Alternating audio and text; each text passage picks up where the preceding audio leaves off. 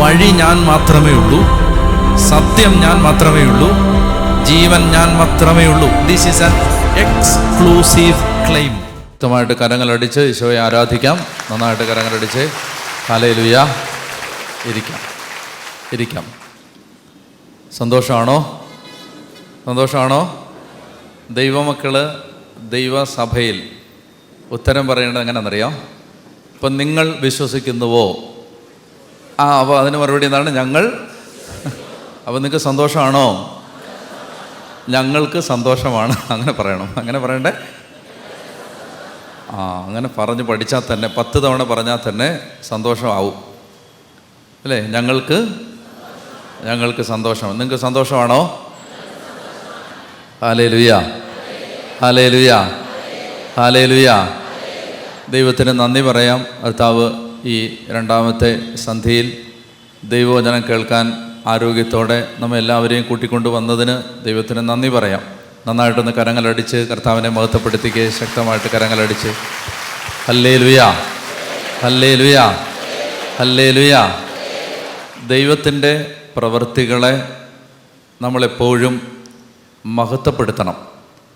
ദൈവത്തിൻ്റെ പ്രവൃത്തികളെ അംഗീകരിക്കണം, ഏറ്റുപറയണം, അതിൽ സന്തോഷിക്കണം. ദൈവത്തിൻ്റെ പ്രവൃത്തികളിൽ സന്തോഷിക്കണം. അടുത്തിരിക്കുന്ന ആളോട് പറഞ്ഞേ, ദൈവത്തിൻ്റെ പ്രവൃത്തികളിൽ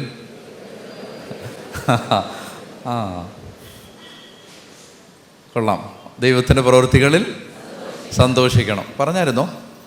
പറഞ്ഞു. ഓക്കെ. അപ്പോൾ ദൈവത്തിൻ്റെ പ്രവൃത്തികളാണിതെല്ലാം. എല്ലാം ദൈവം ചെയ്യുന്നതാണ്. മനുഷ്യൻ്റെ ആഗ്രഹമോ പ്രയത്നമോ അല്ല, ദൈവത്തിൻ്റെ കരുണയാണ് എല്ലാം. ജീവിതത്തിലെ എല്ലാം നമുക്ക് തൽക്കാലത്തേക്ക് ചിലപ്പോൾ തിന്മയായിട്ടോ സങ്കടമായിട്ടോ തോന്നുന്നത് ഉൾപ്പെടെ എല്ലാറ്റിൻ്റെയും പിന്നിൽ ദൈവത്തിൻ്റെ കരങ്ങളെ കാണുക എന്നുള്ളതാണ് ഒരു വിശ്വാസിയുടെ ജീവിതത്തിൻ്റെ പ്രത്യേകത. അതുകൊണ്ട് തന്നെ നമുക്ക് ദൈവം തരുന്ന എല്ലാ അനുഗ്രഹങ്ങൾക്കും നന്ദി പറയണം. എല്ലാ അനുഗ്രഹങ്ങളും നമ്മുടെ ജീവിതത്തിന് ഫലപ്രദമാണ്, വിലപ്പെട്ടതാണ്. ദൈവമെല്ലാം അനുകൂലമാക്കി മാറ്റും. 16-ാം സങ്കീർത്തനത്തിൻ്റെ 8-ാം തിരുവചനം എങ്ങനെയാണ്?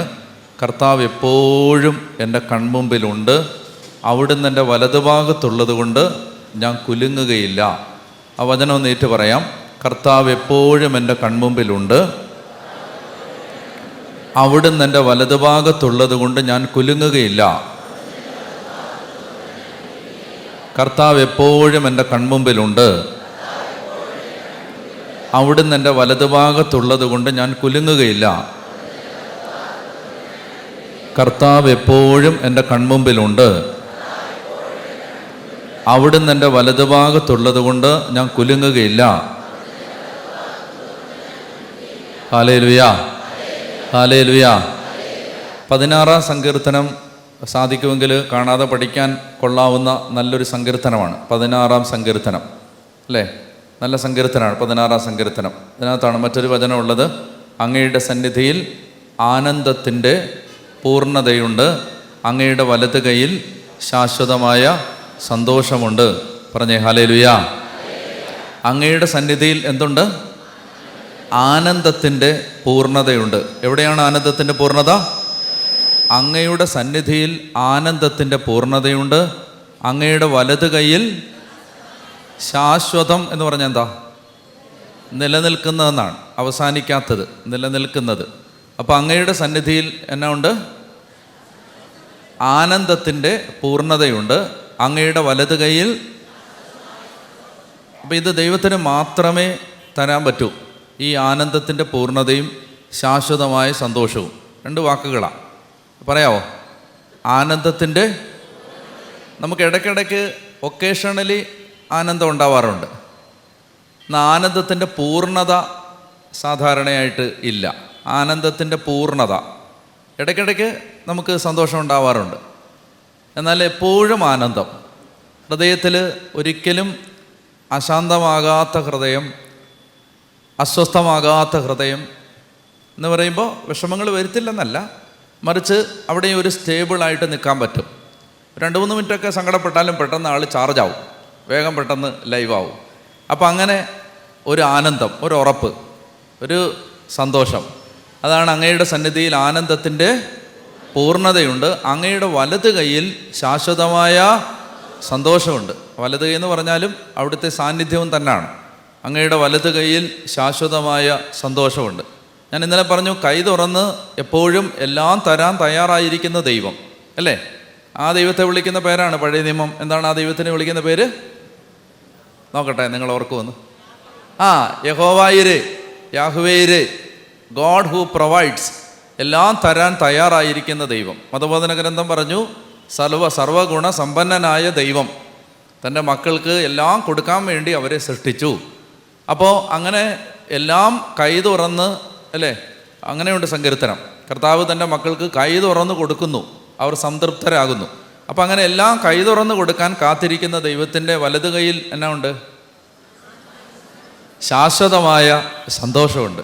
അപ്പോൾ അതുകൊണ്ട് ദൈവസന്നിധിയിലേക്ക് വരുമ്പോൾ നമുക്ക് കിട്ടുന്നത് എന്താണ്? ഈ ആനന്ദമാണ്. ആനന്ദം, ദൈവസന്നിധിയിലേക്ക് വരുമ്പോൾ കിട്ടുന്ന ആനന്ദം, അത് ദൈവം തരുന്ന സമാധാനമാണത്. അപ്പോൾ അതാണ് 4-ാം സങ്കീർത്തനത്തിൻ്റെ 6-ാമത്തെ തിരുവചനം. സങ്കീർത്തനം 4 വാക്യം 6 വായിക്കാവോ? സങ്കീർത്തനം 4 വാക്യം 6.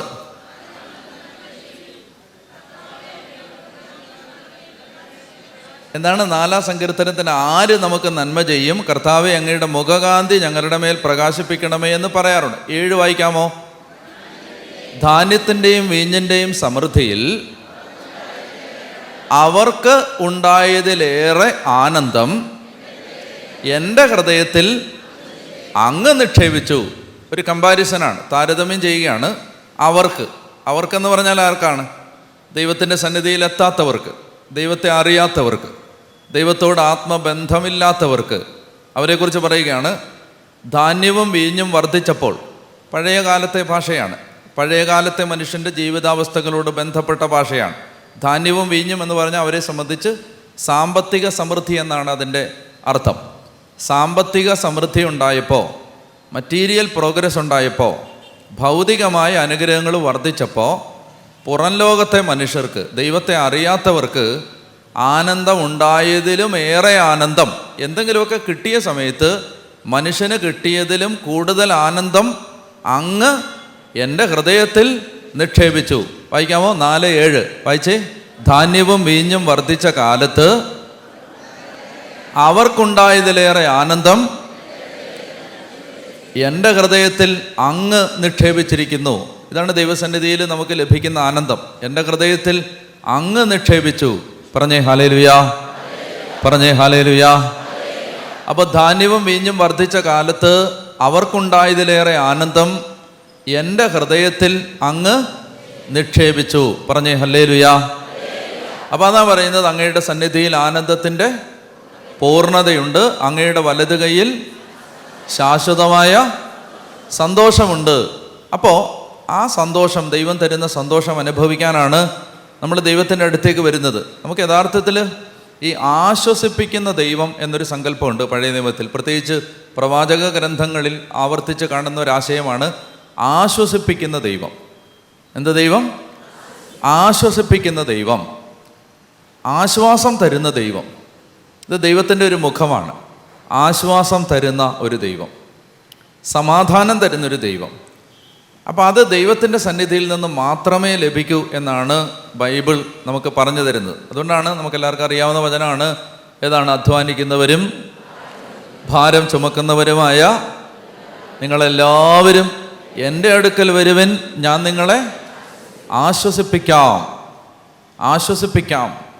അധ്വാനിക്കുന്നവരും ഭാരം വഹിക്കുന്നവരുമായി നിങ്ങളെല്ലാവരും എൻ്റെ അടുക്കൽ വരുവിൻ, ഞാൻ നിങ്ങളെ ആശ്വസിപ്പിക്കാം. പറഞ്ഞേ ഹല്ലേലൂയ. അപ്പോൾ നമുക്ക് ആ ഒരു ബോധ്യത്തോടു കൂടി നമുക്ക് ഇന്നത്തെ ചിന്തകളിലേക്ക് കടക്കാം. ഒരു വചനം വായിക്കാം. സുഭാഷിതങ്ങളുടെ പുസ്തകം 23-ാം അധ്യായം 18-ാമത്തെ തിരുവചനം. സുഭാഷിതങ്ങൾ 23:18. സുഭാഷിതങ്ങൾ 23:18. പ്രോവേർബ്സ് 23:18. സുഭാഷിതങ്ങൾ 23:18 വായിക്കാമോ? തീർച്ചയായും പിച്ച് ടോണ് ടെമ്പോ വായിച്ചേ. തീർച്ചയായും അങ്ങനെയാ. തീർച്ചയായും നിനക്കൊരു ഭാവിയുണ്ട്. വായിച്ചേ, ഒന്നുകൂടെ വായിച്ചേ. തീർച്ചയായും നിനക്കൊരു ഭാവിയുണ്ട്, നിന്റെ പ്രതീക്ഷയ്ക്ക് ഭംഗം നേരിടുകയില്ല. ഇങ്ങനൊരു കാര്യം കേട്ടാൽ ദൈവമക്കൾ ഉടനെ എന്നാ പറയണ്ടേന്നറിയാം? ആമേൻ പറയണം. എന്നാ പറയണ്ടേ?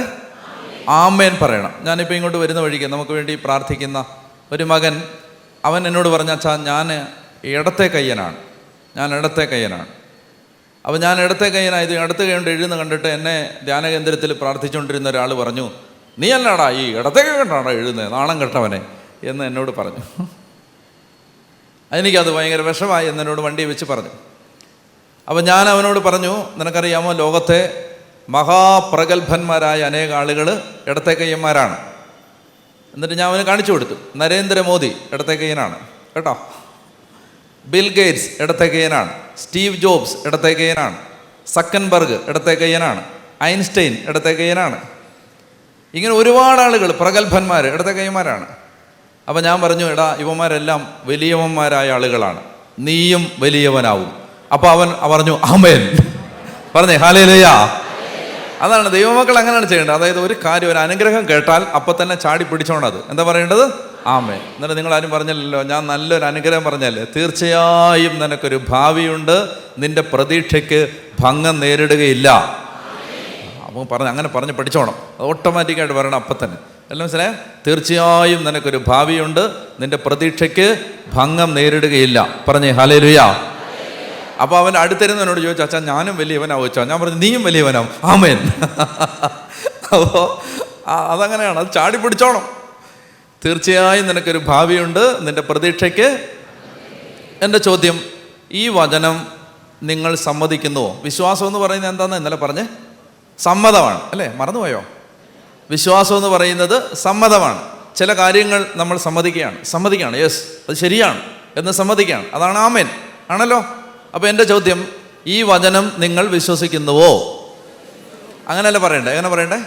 ഞങ്ങൾ വിശ്വസിക്കുന്നു എന്നാണ് ദൈവമക്കൾ പറയേണ്ടത്. എങ്ങനെയാണ്? ഞങ്ങൾ അങ്ങനെയല്ലേ നമ്മൾ പറയുന്നത്? ഞങ്ങൾ വിശ്വാസ പ്രമാണത്തിൽ ഞങ്ങൾ വിശ്വസിക്കുന്നു, അങ്ങനെയാണ് പറയണ്ടേ. അപ്പോൾ അതുകൊണ്ട് എൻ്റെ ചോദ്യം, ഈ വചനം, അതായത് സുഭാഷിതങ്ങൾ 23:18, തീർച്ചയായും നിനക്കൊരു ഭാവിയുണ്ട്, നിന്റെ പ്രതീക്ഷയ്ക്ക് ഭംഗം നേരിടുകയില്ല എന്ന തിരുവചനം നിങ്ങൾ സമ്മതിക്കുന്നുവോ? ഓക്കെ, അങ്ങനെയാണെങ്കിൽ അടുത്ത ചോദ്യം, അതെങ്ങനെയാ? അതിനൊരു വഴിയില്ലേ? തീർച്ചയായും നിനക്കൊരു ഭാവിയുണ്ട്, നല്ല ഭാവി, നിന്റെ പ്രതീക്ഷയ്ക്ക് ഭംഗം നേരിടില്ല. എങ്ങനെ? അടുത്ത ചോദ്യം അതാണ്, എങ്ങനെ? അത് 24-ാം അധ്യായത്തിൽ കിടപ്പുണ്ട്, എങ്ങനെയാണെന്ന്.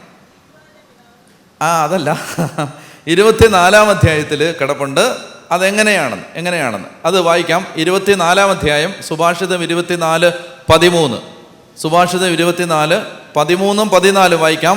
മകനെ, തേൻ കുടിക്കുക, അത് നല്ലതാണ്, തേൻ തുള്ളികൾ നാവിന് ആസ്വാദ്യമാണ്. മതി, കണ്ടോ? അപ്പോൾ എന്ത് ചെയ്യണം? തീർച്ചയായും നിനക്കൊരു ഭാവിയുണ്ട്, നിന്റെ പ്രതീക്ഷയ്ക്ക് ഭംഗം നേരിടില്ല. അപ്പോൾ നിങ്ങൾ ചോദിക്കണം, എന്നാ ചെയ്യണം അച്ഛാ? ഞാൻ പറയുകയാണ്, തേൻ കുടിക്കുക, അപ്പോൾ നിങ്ങൾക്ക് നല്ല ഭാവി ഉണ്ടാവും. തേൻ കുടിച്ചാൽ മതി. പറഞ്ഞേ ഹല്ലേലൂയ, ഹല്ലേലൂയ, ഹല്ലേലൂയ. അപ്പോൾ തേൻ കുടിക്കുക, അത് നിനക്ക് നല്ലതാണ്. അങ്ങനല്ലേ പറഞ്ഞിരിക്കുന്നത്? മകനെ, തേൻ കുടിക്കുക, അത് നല്ലതാണ്, തേൻ തുള്ളികൾ നാവിന് ആസ്വാദ്യമാണ്. അടുത്ത വാക്യം, നിന്റെ ആത്മാവിന് ജ്ഞാനവും അതുപോലെയാണെന്നറിയുക, അത് നേടിയാൽ നിനക്ക് നല്ല ഭാവി ഉണ്ടാവും, നിന്റെ പ്രതീക്ഷയ്ക്ക്. കണ്ടോ? 23 പറഞ്ഞതിൻ്റെ വ്യാഖ്യാനം കിടക്കുന്ന 24-ലാണ്. പറയുകയാണ്, തീർച്ചയായും നിനക്കൊരു ഭാവിയുണ്ട്. 23:18, തീർച്ചയായും നിനക്കൊരു ഭാവിയുണ്ട്, നിന്റെ പ്രതീക്ഷയ്ക്ക് ഭംഗം നേരിടുകയില്ല. അപ്പോൾ എങ്ങനെ എന്ന് നമ്മൾ ചോദിച്ചു. 24-ാം അധ്യായത്തിൽ പറയുകയാണ്, തേൻ കുടിച്ചാൽ മതി, അത് നിന്റെ ശരീരത്തിന് നല്ലതാണ് എന്നതുപോലെ, ശരീരത്തിന് തേൻ നല്ലതായിരിക്കുന്നത് പോലെ മനുഷ്യൻ്റെ രക്തവുമായി ഇത്രയേറെ സാധർമ്യമുള്ള മറ്റൊരു ഭക്ഷണ പദാർത്ഥം ലോകത്തില്ലെന്നാണ് പറയുന്നത്. എന്ന് പറഞ്ഞാൽ 1-2 ഐറ്റംസ് മാറ്റിയാൽ തേൻ എന്തായിട്ട് മാറും? ബ്ലഡായിട്ട് മാറുന്ന അത്രയും ഈ കെമിക്കൽ കോമ്പിനേഷൻസ് ഇത് തമ്മിൽ സാമ്യമാണെന്നാണ് പറയുന്നത്. തേനും, ഞാൻ പരീക്ഷിച്ചു നോക്കിയല്ല, ഇതൊക്കെ കേട്ടറിവ് വായിച്ചറിവ് പറയുന്നതല്ല. അപ്പോൾ അങ്ങനെ ഈ മനുഷ്യൻ്റെ ശരീരത്തിന് ഏറ്റവും ഗുണപ്പെടുന്ന ഒരു ഭക്ഷണ പദാർത്ഥമാണ് തേൻ. അപ്പോൾ ശരീരത്തിന് തേൻ ഗുണം ചെയ്യുന്നത് പോലെ ആത്മാവിന് ഗുണം ചെയ്യുന്ന തേനാണ് എന്ത്? ജ്ഞാനം. ജ്ഞാനം കിട്ടി, നിങ്ങൾക്ക് കിട്ടി. ജ്ഞാനം വായിക്കാവോ? നിന്റെ ആത്മാവിന് ജ്ഞാനവും അതുപോലെയാണെന്നറിയുക. അത് നേടിയാൽ, ജ്ഞാനം നേടിയാൽ നിനക്ക് നല്ല ഭാവി ഉണ്ടാവും, നിന്റെ പ്രതീക്ഷയ്ക്ക് ഭംഗം നേരിടുകയില്ല. പറഞ്ഞേ ഹല്ലേലൂയ. അപ്പോ ഇവിടെ വചനം പറയുകയാണ്, തീർച്ചയായും നിനക്കൊരു ഭാവിയുണ്ട്, നിന്റെ പ്രതീക്ഷയ്ക്ക് ഭംഗം നേരിടുകയില്ല. അപ്പോൾ നല്ല ഭാവി ഉണ്ടാവാനും പ്രതീക്ഷയ്ക്ക് ഭംഗം നേരിടാതിരിക്കാനും എന്താണ് ദൈവവചനം ചൂണ്ടിക്കാണിക്കുന്ന വഴി? ജ്ഞാനം നേടുക. അവിടെയാണ് നമ്മൾ ഇന്നലെ അവസാനിപ്പിച്ചത് അല്ലേ? സോളമൻ ചോദിച്ചു, സമ്പത്തോ ആയുരാരോഗ്യമോ ദീർഘായുസോ ശത്രു സംഹാരമോ ചോദിക്കുന്നതിന് പകരം സോളമൻ ചോദിച്ചു, കർത്താവേ, നന്മയും തിന്മയും വിവേചിച്ചറിഞ്ഞ് ഈ മഹാജനത്തെ ഭരിക്കാനുള്ള വിവേകം ഈ ദാസന് നൽകിയാലും. ദൈവത്തിന് ഈ ചോദ്യം വളരെയധികം അവക്കാണ് പറയാം, പ്രീതികരമായി എന്നാണ് ബൈബിൾ പറയുന്നത്. പ്രീതികരമായി, ദൈവത്തിന് ആ വാക്കുകൾ വളരെയധികം പ്രീതികരമായി. ദൈവം പറഞ്ഞു, നീ സമ്പത്തോ ആയുസോ ശത്രു സംഹാരമോ ആവശ്യപ്പെടാതെ ജ്ഞാനം ആവശ്യപ്പെട്ടതുകൊണ്ട് ഞാൻ നിനക്ക് ഭൂമിയിൽ ഒരു മനുഷ്യനും തുലനം ചെയ്യാനാവാത്ത ജ്ഞാനത്തിൻ്റെ സമൃദ്ധി തരുന്നു. മാത്രമല്ല, നീ ചോദിക്കാത്തത് കൂടി ഞാൻ നിനക്ക് തരുന്നു. ഇഷ്ടം പോലെ സമ്പത്തും മഹത്വവും മറ്റൊരു മനുഷ്യനും ഉണ്ടാകാത്തതുപോലെ നിനക്ക് ഈ ആയുസ്സിനുണ്ടായിരിക്കും. പറഞ്ഞേ ഹല്ലേലൂയാ, ഹല്ലേലൂയാ. ഇത് സോളമൻ ജ്ഞാനത്തിൻ്റെ പുസ്തകത്തിൽ സമ്മതിക്കുന്നുണ്ട്. ഈ പറഞ്ഞ പഴയ നിയമത്തിൽ പറഞ്ഞ സംഭവം ശരിയായിരുന്നു എന്ന് സോളമൻ ജ്ഞാനത്തിൻ്റെ പുസ്തകത്തിൽ അടിവരയിട്ട് പറയുകയും സമ്മതിക്കുകയും ചെയ്യുന്നുണ്ട്. ജ്ഞാനത്തിൻ്റെ പുസ്തകത്തിൽ വായിക്കാം. ജ്ഞാനത്തിൻ്റെ പുസ്തകം 7-ാം അധ്യായം 10-11 തിരുവചനം. ജ്ഞാനത്തിൻ്റെ പുസ്തകം 7-ാം അധ്യായം 10-11 വായിച്ചേ. ആരോഗ്യത്തെയും സൗന്ദര്യത്തെയും കാൾ ഞാൻ അവളെ സ്നേഹിച്ചു. ഏതവളെ? ജ്ഞാനത്തെ. ജ്ഞാനത്തെ സ്നേഹിച്ചു. അപ്പോൾ സോളമൻ ആരോഗ്യത്തെക്കാളും സൗന്ദര്യത്തെക്കാളും സോളമൻ ജ്ഞാനത്തെ സ്നേഹിച്ചു. അടുത്ത വാക്യം, പ്രകാശത്തെക്കാൾ, നിങ്ങൾ വായിക്കുന്നില്ല, പ്രകാശത്തെക്കാൾ എന്താണ്? കാമ്യമായി, അഭികാമ്യമായി ഞാൻ അവളെ വരിച്ചു. അവളുടെ കാന്തി ഒരിക്കലും ക്ഷയിക്കുകയില്ല. 11-ാമത്തെ വാക്യം വായിച്ചേ. അവളോടൊത്ത്, എന്നോട് വായിച്ചേ. അവളോടൊത്ത്, ജ്ഞാനത്തോടൊപ്പം. കണ്ടോ? ജ്ഞാനത്തോടൊപ്പം എന്ത് കിട്ടി? എല്ലാ നന്മകളും എണ്ണമറ്റ ധനവും എനിക്ക് ലഭിച്ചു. ഹല്ലേലൂയാ. മനസ്സിലാവുന്നുണ്ടോ പ്രിയ സഹോദരങ്ങളെ? അതായത് ഞാൻ പറഞ്ഞല്ലോ, ബൈബിളിൽ ഏകദേശം എത്ര വാഗ്ദാനമുണ്ട്? 8500-ലധികം വാഗ്ദാനങ്ങളുണ്ട്. എല്ലാ വാഗ്ദാനങ്ങളും തപ്പിപ്പിടിച്ച് കണ്ടെത്തി പ്രാർത്ഥിച്ച് സ്വീകരിക്കാനൊന്നും ഒരു ആയുസ് പോരാ. അപ്പം അതുകൊണ്ട് നമ്മൾ ഇന്നലെ കണ്ടിരുന്നു, 2 കൊരിന്തോസ് 1-ാം അധ്യായത്തിൽ കണ്ടിരുന്നു. എന്താ കണ്ടത്? ദൈവത്തിൻ്റെ എല്ലാ വാഗ്ദാനങ്ങളും യേശുക്രിസ്തുവിൽ അതെ എന്ന് തന്നെയാണ്. ദൈവത്തിൻ്റെ എല്ലാ വാഗ്ദാനങ്ങളും യേശുക്രിസ്തുവിൽ അതെ എന്ന് തന്നെയാണ്. അപ്പോൾ യേശുക്രിസ്തുവിൽ ജ്ഞാനത്തിലേക്ക് എത്തുമ്പോൾ ബാക്കി എല്ലാം കൂട്ടിച്ചേർക്കപ്പെടും. ഇതാണ് യഥാർത്ഥത്തിൽ ദൈവമക്കൾക്ക് ഉള്ളിൽ കാര്യമായിട്ട് പ്രവേശിച്ചിട്ടില്ലാത്ത ഒരു ബോധ്യം. കാര്യമായിട്ട് കയറിയിട്ടില്ല. നമ്മൾ നമ്മുടെ എനർജി കളയുന്നത് മുഴുവൻ മറ്റ് ചില കാര്യങ്ങൾക്ക് വേണ്ടിയിട്ടാണ്. നമ്മുടെ ആയുസ് മുഴുവൻ നമ്മൾ ഒരുപാട് കാര്യങ്ങൾക്ക് വേണ്ടി കളഞ്ഞുകൊണ്ടിരിക്കുകയാണ്. എന്നാൽ ഈ ജ്ഞാനത്തിന് വേണ്ടി എനിക്ക് തോന്നാറുണ്ട്, ഇനിയുള്ളൊരു കാലത്ത് തിരുസഭയിൽ നിന്നും നമ്മളിൽ നിന്നും എല്ലാം ദൈവം പ്രതീക്ഷിക്കുന്നത് ഈ ജ്ഞാനത്തിന് വേണ്ടിയുള്ള ആഗ്രഹമാണ്. ജ്ഞാനത്തിന് വേണ്ടിയുള്ള ആഗ്രഹം. പറഞ്ഞേ ഹല്ലേലൂയാ. അതായത് നമ്മൾ മനസ്സിലാക്കേണ്ടത്, നമ്മുടെ ഇടയിൽ ഈ ഒരു വേവ് ലെങ്ത് പോയിട്ട് എന്താ സംഭവിച്ചതെന്ന് വെച്ചാൽ, നമ്മളിങ്ങനെ എല്ലാം ഈ ചെറിയ ചെറിയ കാര്യങ്ങൾക്ക് വേണ്ടി ആയുസ് കളഞ്ഞുകൊണ്ടേയിരിക്കുന്നു. ഇപ്പം ഞാനൊരു ഉദാഹരണം പറഞ്ഞാൽ, ഈ കൊച്ചു ത്രേസ്യ പുണ്യവതിയുടെ അപ്പൻ മകള് വായിക്കാതിരിക്കാൻ വേണ്ടി ഒരു പുസ്തകം ഒളിച്ചു വെച്ചു.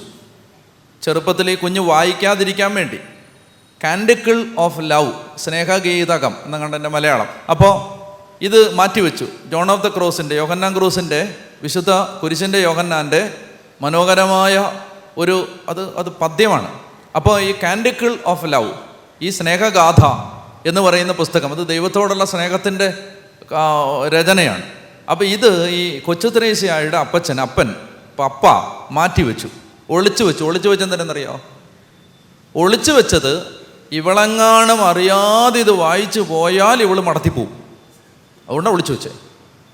ഇവളറിയാതെങ്ങാനും ഇത് വായിച്ചു പോയാൽ, അപ്പം വായിച്ചു, അപ്പം അപ്പന് മനസ്സിലായി ഇത് സംഭവം ബോംബാണ്, ഇത് ഇവള് വായിച്ചാൽ ഇവള് മടത്തിപ്പോവും. അപ്പം അതുകൊണ്ട് ഒളിച്ചു വെച്ചു. അവളെന്ത് ചെയ്തു? അപ്പനറിയാതെ അപ്പൻ ഒളിച്ചു വെച്ച സ്ഥലത്തു നിന്ന് അതെടുത്ത് മുഴുവൻ വായിച്ചിട്ട് അവിടെ തന്നെ തിരിച്ച് ഒളിച്ചു വെച്ചു. നിങ്ങൾ മനസ്സിലാക്കേണ്ടത്, കൊച്ചു ത്രേസ്യ പുണ്യവതി ചെറിയ പ്രായത്തിൽ ഇന്ന് പോലും ഈ പ്രായത്തിൽ പോലും നമ്മളീ പലരും കണ്ടിട്ട് പോലും ഇല്ല സാധനം. പക്ഷേ കൊച്ചു ത്രേസ്യ പുണ്യവതി അവിടെ ചെറിയ പ്രായത്തിൽ ഇതൊക്കെ വായിച്ചുകൊണ്ടിരുന്നത്. യോഹന്നാൻ ക്രൂസിൻ്റെ, കുരിശിൻ്റെ യോഹന്നാൻ്റെ ഉദാത്തമായ കൃതികളാണ്. ഉദാത്തമായ കൃതികൾ. ഈ കൊച്ചി ഇതാ വായിച്ചുകൊണ്ടിരുന്നേന്ന്, അപ്പൻ ഇതാ വായിച്ചുകൊണ്ടിരുന്നേന്ന്. ഇതൊരു കൾച്ചറാണ്. എന്ത്? ഈ ജ്ഞാനത്തെ കാമിക്കുന്ന, ജ്ഞാനത്തെ അഭികാമ്യമെന്ന് കരുതുന്ന ഒരു തലമുറ.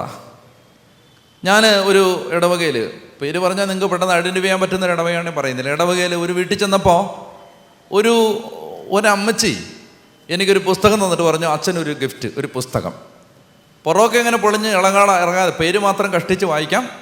പുറം അത്രയേ ഉള്ളൂ, പുറംചട്ട അത്രയേ ഉള്ളൂ. മൊത്തം ചെതൽ തിന്ന് തീരാറായ, അരികൊക്കെ തീരാറായ ഒരു പുസ്തകം. പുസ്തകത്തിൻ്റെ ടൈറ്റില് മറിയം നിത്യകന്യകയോ? Question mark. മറിയം നിത്യകന്യകയോ? അപ്പം ഞാൻ ചോദിച്ചു, ഇത് ആരുടെ പുസ്തകമാണ്? ഏതെങ്കിലും പ്രഗത്ഭന്മാരായ ദൈവശാസ്ത്രജ്ഞന്മാരോ പണ്ഡിതന്മാരോ ഒക്കെ എഴുതിയ പുസ്തകമായിരിക്കണം. കാരണം വളരെ ആഴമായ ദൈവശാസ്ത്ര ചിന്തകൾ ഉൾക്കൊള്ളിക്കേണ്ട പുസ്തകമാണ്. മറിയം നിത്യകന്യകയോ? നിസ്സാര സാധാരണക്കാരനെന്ന് പറയാൻ പറ്റുന്ന കാര്യമല്ല. അപ്പം ഞാൻ ചോദിച്ചു, ആരാണ് ഇതിൻ്റെ ഓതർ? ഈ ആൾ ആരാണ്?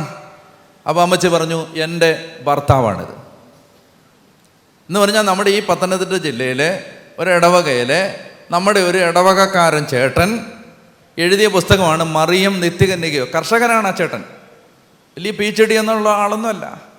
എന്ന് പറഞ്ഞാൽ ഒരു തലമുറ ഇവിടെ ഉണ്ടായിരുന്നു, ജ്ഞാനത്തെ അന്വേഷിച്ചിരുന്ന ഒരു തലമുറ, ദൈവിക രഹസ്യങ്ങളെ ഗൗരവമായിട്ട് കണ്ടിരുന്ന ഒരു തലമുറ, ദിവ്യകാരുണ്യത്തിൻ്റെ നിഗൂഢ രഹസ്യങ്ങൾ അന്വേഷിച്ചു പോയൊരു തലമുറ. ഇന്നെന്താ സംഭവിച്ചേ?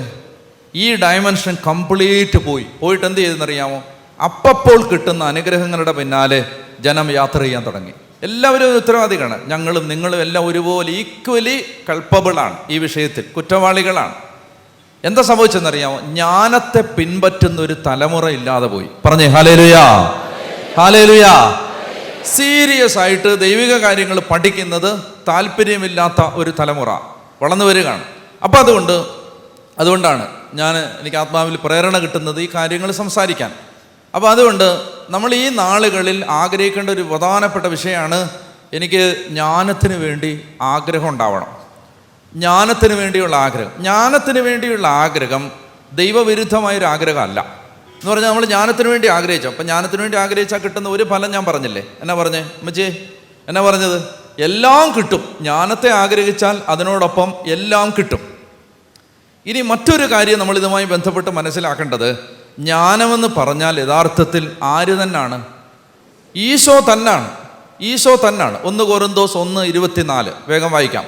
1 കൊരിന്തോസ് 1:24. ജ്ഞാനമെന്ന് പറയുന്നത് യഥാർത്ഥത്തിൽ ഈശോ തന്നെയാണ്. ജ്ഞാനത്തെ അന്വേഷിക്കാന്ന് പറഞ്ഞാൽ ഈശോ അന്വേഷിക്കാന്ന് തന്നെയാണ്.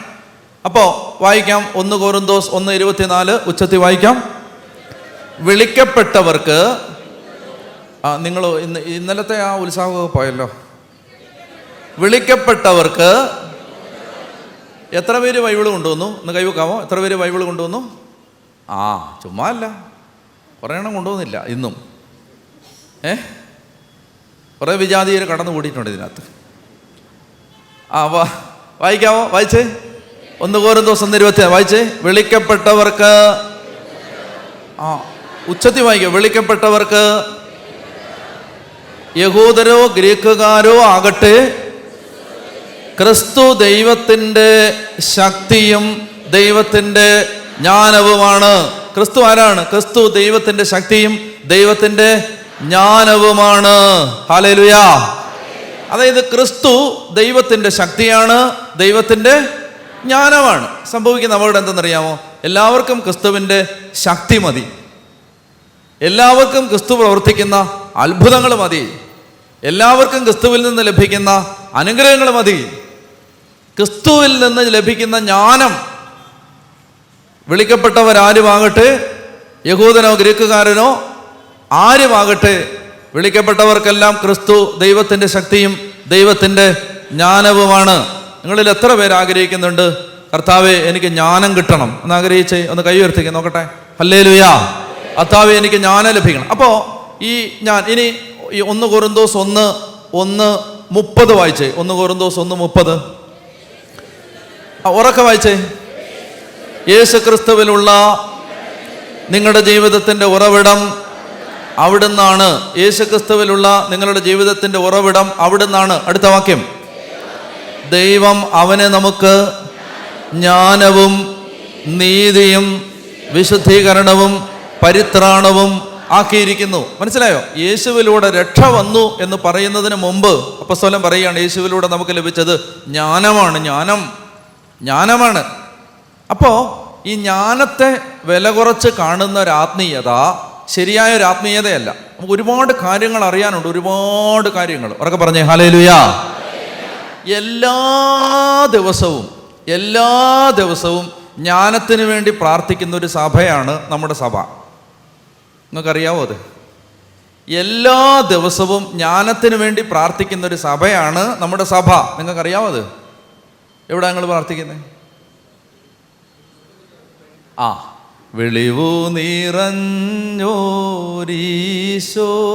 നിൻ വെളിവാ. ഉറക്കെ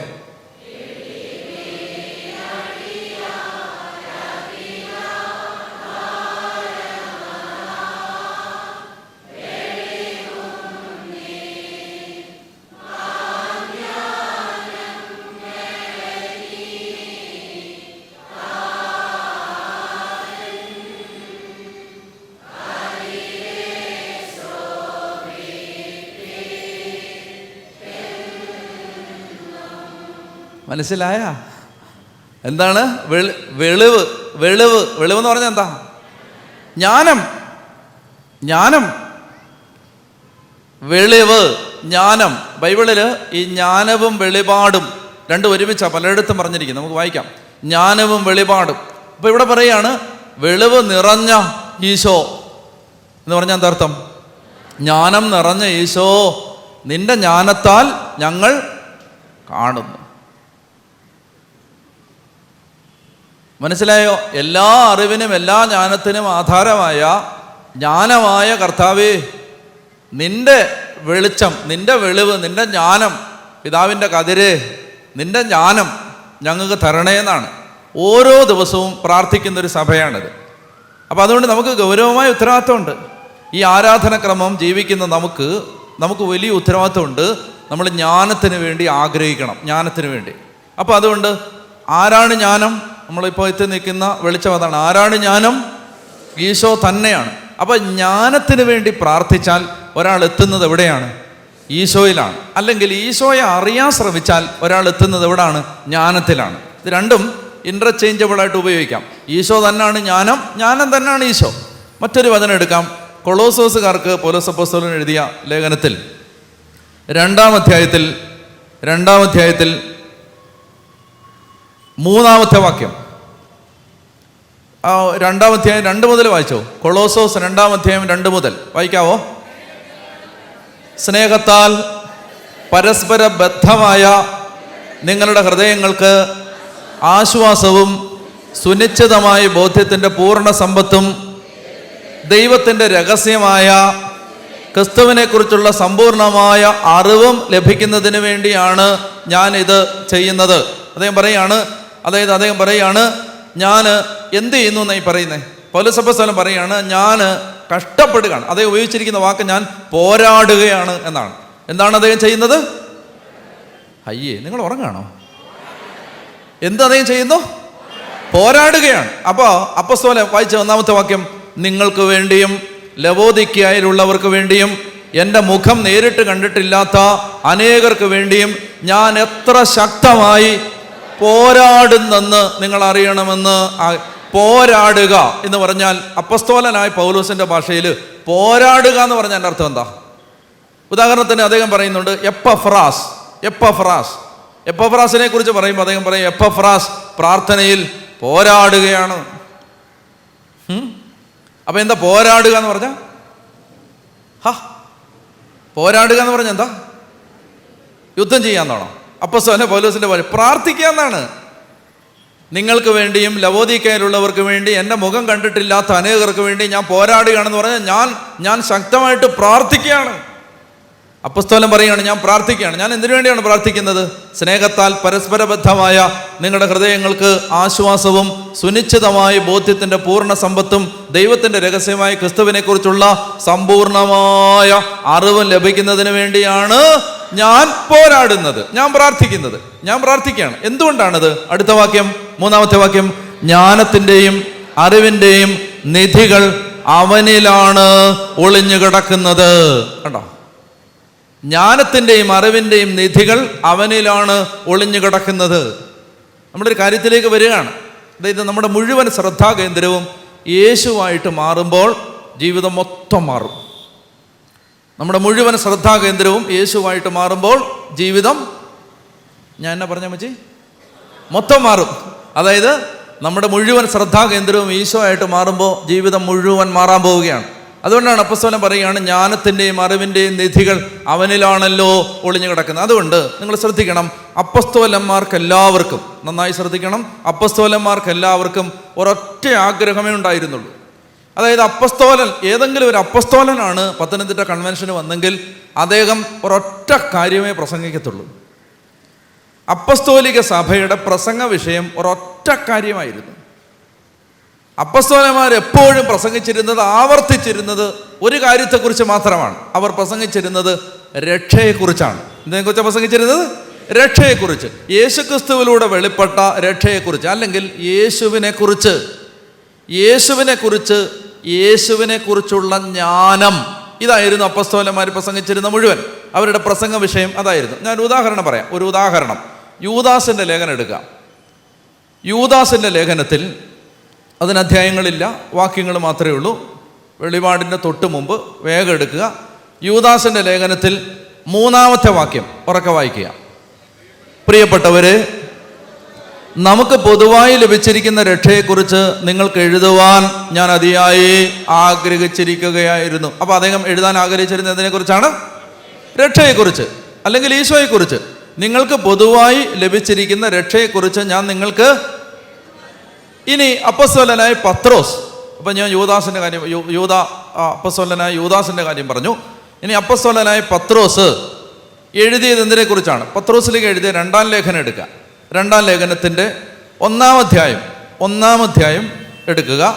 അതിൽ 2-ാമത്തെ വാക്യം വായിക്കുക. പത്രോസിൻ്റെ 2-ാം ലേഖനം 1-ാം അധ്യായം 2-ാമത്തെ വാക്യം വായിക്കാമോ? ദൈവത്തെയും നമ്മുടെ കർത്താവായ യേശുക്രിസ്തുവിനെയും കുറിച്ചുള്ള പൂർണ്ണമായ പരിജ്ഞാനം മൂലം നിങ്ങളിൽ കൃപയും സമാധാനവും വർദ്ധിക്കട്ടെ. നിങ്ങളിൽ എത്ര പേർക്ക് കൃപ വേണം? കൈവക്കാവോ. നിങ്ങളിൽ എത്ര പേർക്ക് സമാധാനം വേണം? കൈവക്കാവോ. ഓക്കെ. അപ്പോൾ ഏതാണ് കൃപയും സമാധാനവും കിട്ടാൻ എന്താ വഴി? 2-ാമത്തെ വാക്യം. എന്താ 2-ാമത്തെ വാക്യം വായിച്ചേ? ദൈവത്തെയും നമ്മുടെ കർത്താവായ യേശുക്രിസ്തുവിനെയും കുറിച്ചുള്ള പൂർണ്ണമായ പരിജ്ഞാനം മൂലം നിങ്ങളിൽ കൃപയും സമാധാനവും വർദ്ധിക്കട്ടെ. അടുത്ത വാക്യം, 3-ാമത്തെ വാക്യം. തൻ്റെ മഹത്വത്തിലേക്കും ഔന്നത്യത്തിലേക്കും നമ്മെ വിളിച്ചവനെ കുറിച്ചുള്ള പൂർണ്ണമായ അറിവിലൂടെ. കേൾക്കുന്നുണ്ടോ?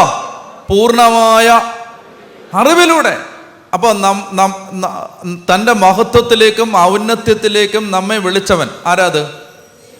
അത് പിതാവും പുത്രനും പരിശുദ്ധാത്മാവും, ദൈവം. അപ്പോൾ തൻ്റെ മഹത്വത്തിലേക്കും ഔന്നത്യത്തിലേക്കും നമ്മെ വിളിച്ചവനെ കുറിച്ചുള്ള പൂർണ്ണമായ അറിവിലൂടെ. ആ വാക്ക് നിങ്ങൾ ശ്രദ്ധിക്കണം. അറിവിലൂടെ എന്തൊക്കെ കിട്ടും? നമ്മുടെ ജീവിതത്തിനും ഭക്തിക്കും ആവശ്യമായതെല്ലാം അവൻ്റെ ദൈവിക ശക്തി നമുക്ക് പ്രദാനം ചെയ്തിരിക്കുന്നു. നിങ്ങൾ കണ്ടോ? നിങ്ങൾക്ക് ഇത് മനസ്സിലാവുന്നുണ്ടോ? ഞാൻ ഈ പറയുന്ന അമ്മച്ചിക്ക് മനസ്സിലായോ? അതായത് നമ്മൾ ബാക്കി ആവശ്യമില്ലാത്ത കാര്യങ്ങളുടെ ഒന്നും പുറകെ പോകണ്ട. അതാ ഞാൻ ഇന്നലെ പ്രാർത്ഥനാ പുസ്തകത്തിൻ്റെ ഉദാഹരണമൊക്കെ പറഞ്ഞത്. ശരിക്കും മനസ്സിലാക്കണം, തെറ്റിദ്ധരിച്ച് മനസ്സിലാക്കരുത്. പ്രാർത്ഥനാ പുസ്തകം വേണ്ടെന്നല്ല, അതിലെ പ്രാർത്ഥന ചൊല്ലണ്ടെന്നല്ല ഞാൻ പറയുന്നത്. നമ്മുടെ എനർജി മുഴുവൻ നമ്മൾ വെറുതെ കളയുകയാണ്. വെറുതെ കളയുകയാണ്. ഇപ്പോൾ ഞാൻ പറഞ്ഞ ആ കാര്യം നടക്കാൻ ഈ പ്രാർത്ഥന, ഈ കാര്യം നടക്കാൻ വേറെ പ്രാർത്ഥന, ഈ കാര്യം നടക്കാൻ വേറെ പ്രാർത്ഥന. നമ്മളിങ്ങനെ നമ്മുടെ എനർജി മുഴുവൻ കളയുകയാണ്. അങ്ങനെ കളയുന്ന എനർജി മുഴുവൻ കളയേണ്ട ആവശ്യമില്ല.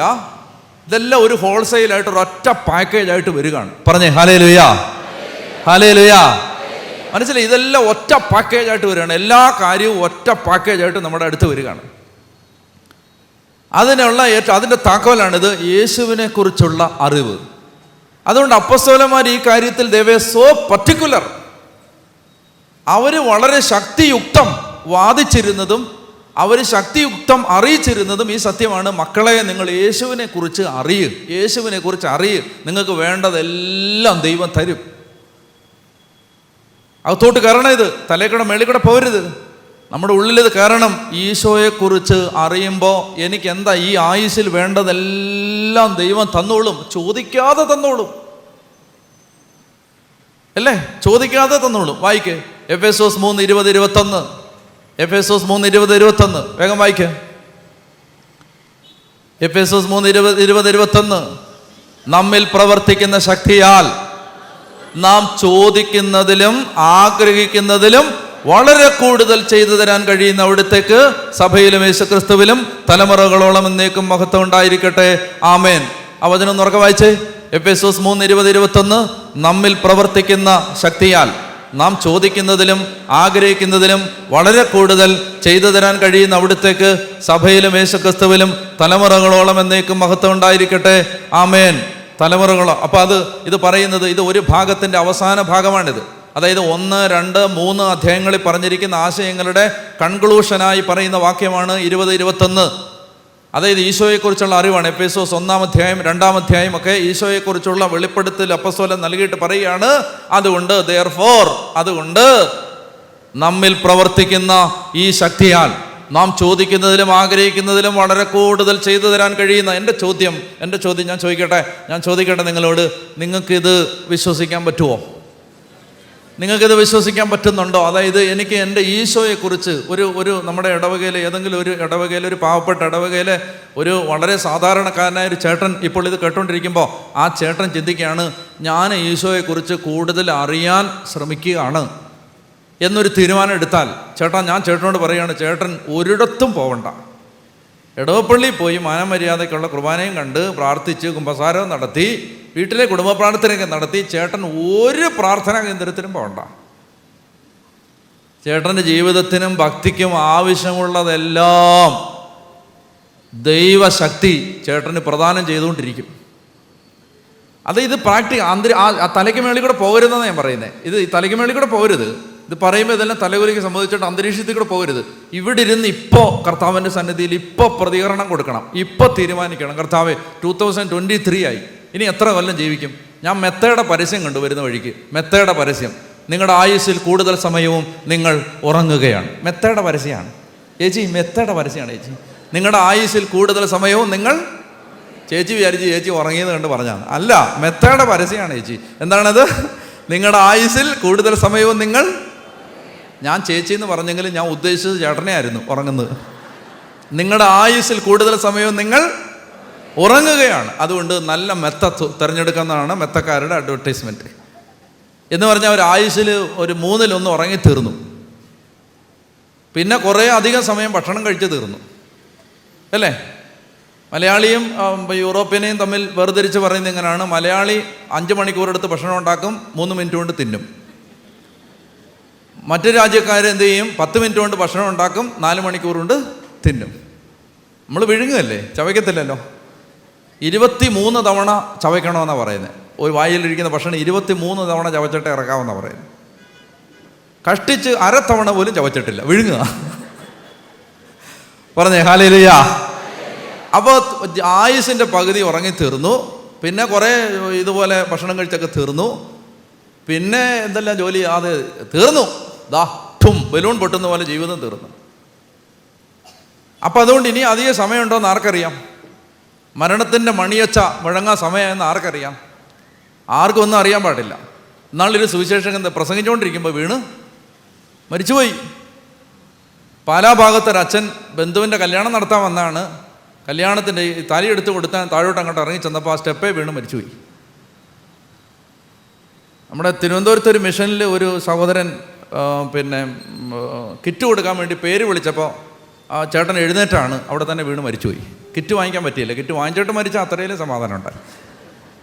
മരിച്ചുപോയി. പെട്ടെന്ന് മരിക്കുകയാണ് ആളുകൾ അല്ലേ, പെട്ടെന്ന് മരിക്കുക. കോവിഡ് വന്നുകൊണ്ട് ഇനി അത് പറയാനുമില്ല. കാരണം ഞാൻ കമ്പ്യൂട്ടറിൻ്റെ സാധനമൊക്കെ വാങ്ങിക്കുന്ന ഒരു കടയുണ്ടായിരുന്നു തിരുവനന്തപുരത്ത്. അപ്പോൾ ഞാനൊരു ആവശ്യം വന്നപ്പോൾ ധ്യാനകേന്ദ്രത്തിൽ ഒരു ആവശ്യത്തിന് വിളിച്ചു, ഈ ആളെ വിളിച്ചു. ഞാൻ മിക്കവാറും വിളിച്ചുകൊണ്ടിരുന്നൊരു നമ്പറാണ്, വിളിച്ചു എടുക്കുന്നേ ഇല്ല. അപ്പം ഞാൻ അയാളുടെ സ്റ്റാഫിനെ വിളിച്ചു ചോദിച്ചു, എന്നെ എടുക്കുന്നില്ലല്ലോ, ഈ നിൻ്റെ ഓണർ എടുക്കുന്നില്ലല്ലോ. അച്ഛാ അറിഞ്ഞില്ലേ, മരിച്ചുപോയി എന്ന് പറഞ്ഞു. എൻ്റെ പ്രായമുള്ളൂ എന്ന് പറഞ്ഞാൽ 28. അപ്പോൾ അമ്മച്ചി നല്ല പ്രായമായല്ലോ. അല്ല ഓക്കെ. അപ്പോൾ ഞാൻ പറയുന്നത് മനസ്സിലാവുന്നുണ്ടോ? ജീവിതം തീർന്നു അമ്മച്ചി, ജീവിതം ഇനി അധികകാലമൊന്നുമില്ല, നമുക്ക് അറിഞ്ഞുകൂടെ എത്ര നാളുണ്ടെന്ന്. അപ്പോൾ ഈ ആയുസ്സിൽ ഈശോയെക്കുറിച്ച് അറിയാൻ ശ്രമിച്ചില്ല, അത്യാവശ്യ കാര്യങ്ങളൊക്കെ മാത്രം. അപ്പോൾ അതുകൊണ്ട് അപ്പസ്തലന്മാർ എന്ത് ചെയ്തു? അവർക്ക് ഒരൊറ്റ ഇൻട്രസ്റ്റേ ഉണ്ടായിരുന്നുള്ളൂ, എങ്ങനെയെങ്കിലും ദൈവമക്കൾ ഈശോയെക്കുറിച്ച് അറിയണം. ഇനി അടുത്ത വാക്യം വായിക്കാം. അതായത് 2 പത്രോസ് 1-ാം അധ്യായത്തിൻ്റെ 3-ാമത്തെ വാക്യമാണ് ഇപ്പോൾ വായിച്ച് നിർത്തിയത്.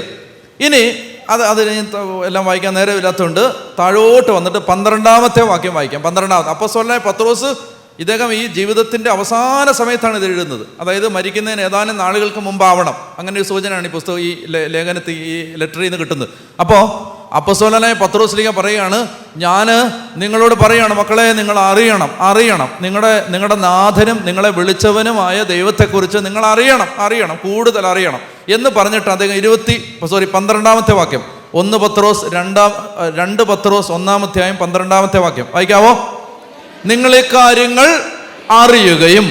കാര്യങ്ങൾ അറിയുകയും നിങ്ങൾക്ക് ലഭിച്ചിരിക്കുന്ന സത്യത്തിൽ ഉറച്ചു നിൽക്കുകയും ചെയ്യുന്നെങ്കിലും അവയെക്കുറിച്ച് എപ്പോഴും ഞാൻ നിങ്ങളെ ഓർമ്മിപ്പിച്ചുകൊണ്ടിരിക്കും. നിങ്ങൾ നല്ല ചോദിക്കേ, ഒരച്ഛൻ, വികാരിയച്ഛൻ എപ്പോഴും പള്ളിയിൽ ഒരേ പ്രസംഗം തന്നെ പറഞ്ഞാൽ നിങ്ങളുടെ അവസ്ഥ എന്തായിരിക്കും? അല്ല, പുതിയ പ്രസംഗം പറഞ്ഞിട്ട് തന്നെ നമ്മുടെ അവസ്ഥ നമുക്ക് നന്നായിട്ടറിയാം. അപ്പോഴാണ് എപ്പോഴും ഒരേ പ്രസംഗം തന്നെ പറഞ്ഞു. അപ്പസ്തോലന്മാർക്ക് ഒരു ഗുണമുണ്ടായിരുന്നു, അവർ പുതിയ പുതിയ പ്രസംഗങ്ങൾ ഒരുങ്ങത്തില്ലായിരുന്നു. അവർക്ക് ഒരൊറ്റ പ്രസംഗമേ ഉള്ളൂ. എന്താണ്? ഈശോയെക്കുറിച്ച് മാത്രം, ഈശോയെക്കുറിച്ചുള്ള വ്യത്യസ്തങ്ങളായ വെളിപ്പെടുത്തലുകളാണ് അവർ പ്രസംഗിച്ചുകൊണ്ടിരുന്നത്. അപ്പോൾ അദ്ദേഹം പറയാണ്, നിങ്ങൾക്ക് ബോറടിക്കുന്നുണ്ടാവും, പക്ഷേ ഞാൻ ഒരൊറ്റ കാര്യം, നിങ്ങൾക്കിത് അറിയാമെങ്കിലും ഞാനിത് ആവർത്തിച്ച് തന്നെ പറഞ്ഞുകൊണ്ടിരിക്കും. വായിക്കാം.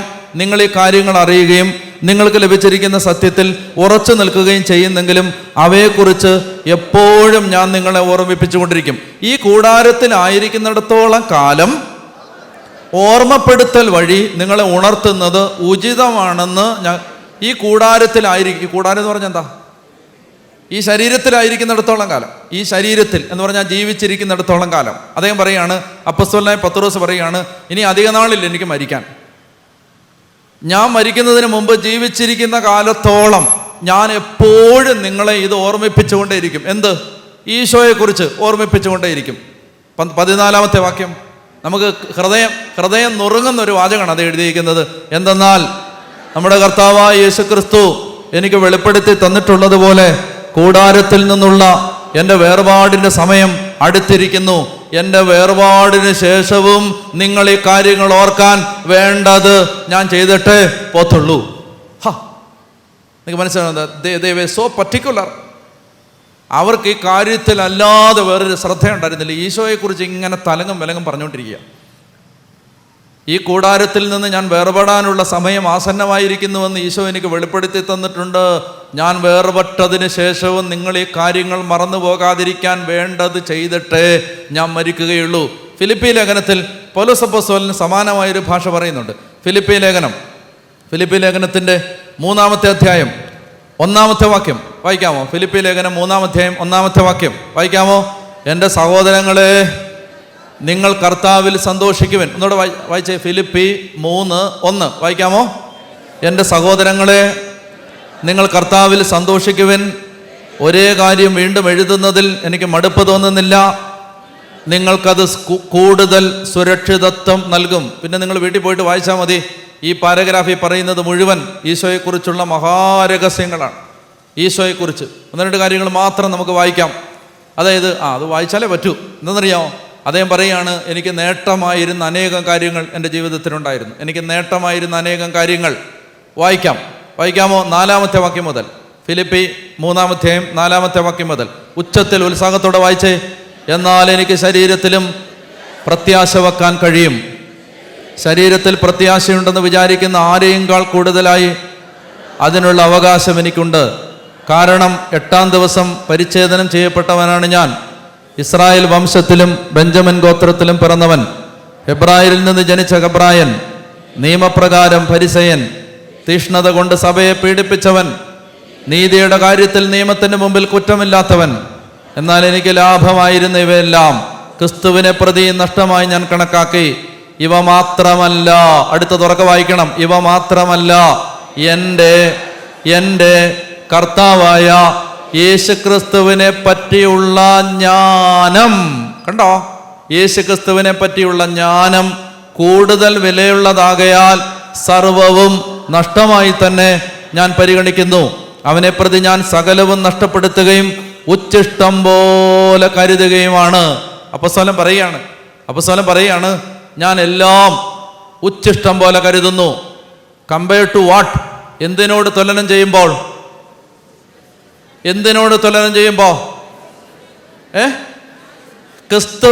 ക്രിസ്തുവിനോടല്ല, ക്രിസ്തുവിനെ കുറിച്ചുള്ള ജ്ഞാനത്തോട്.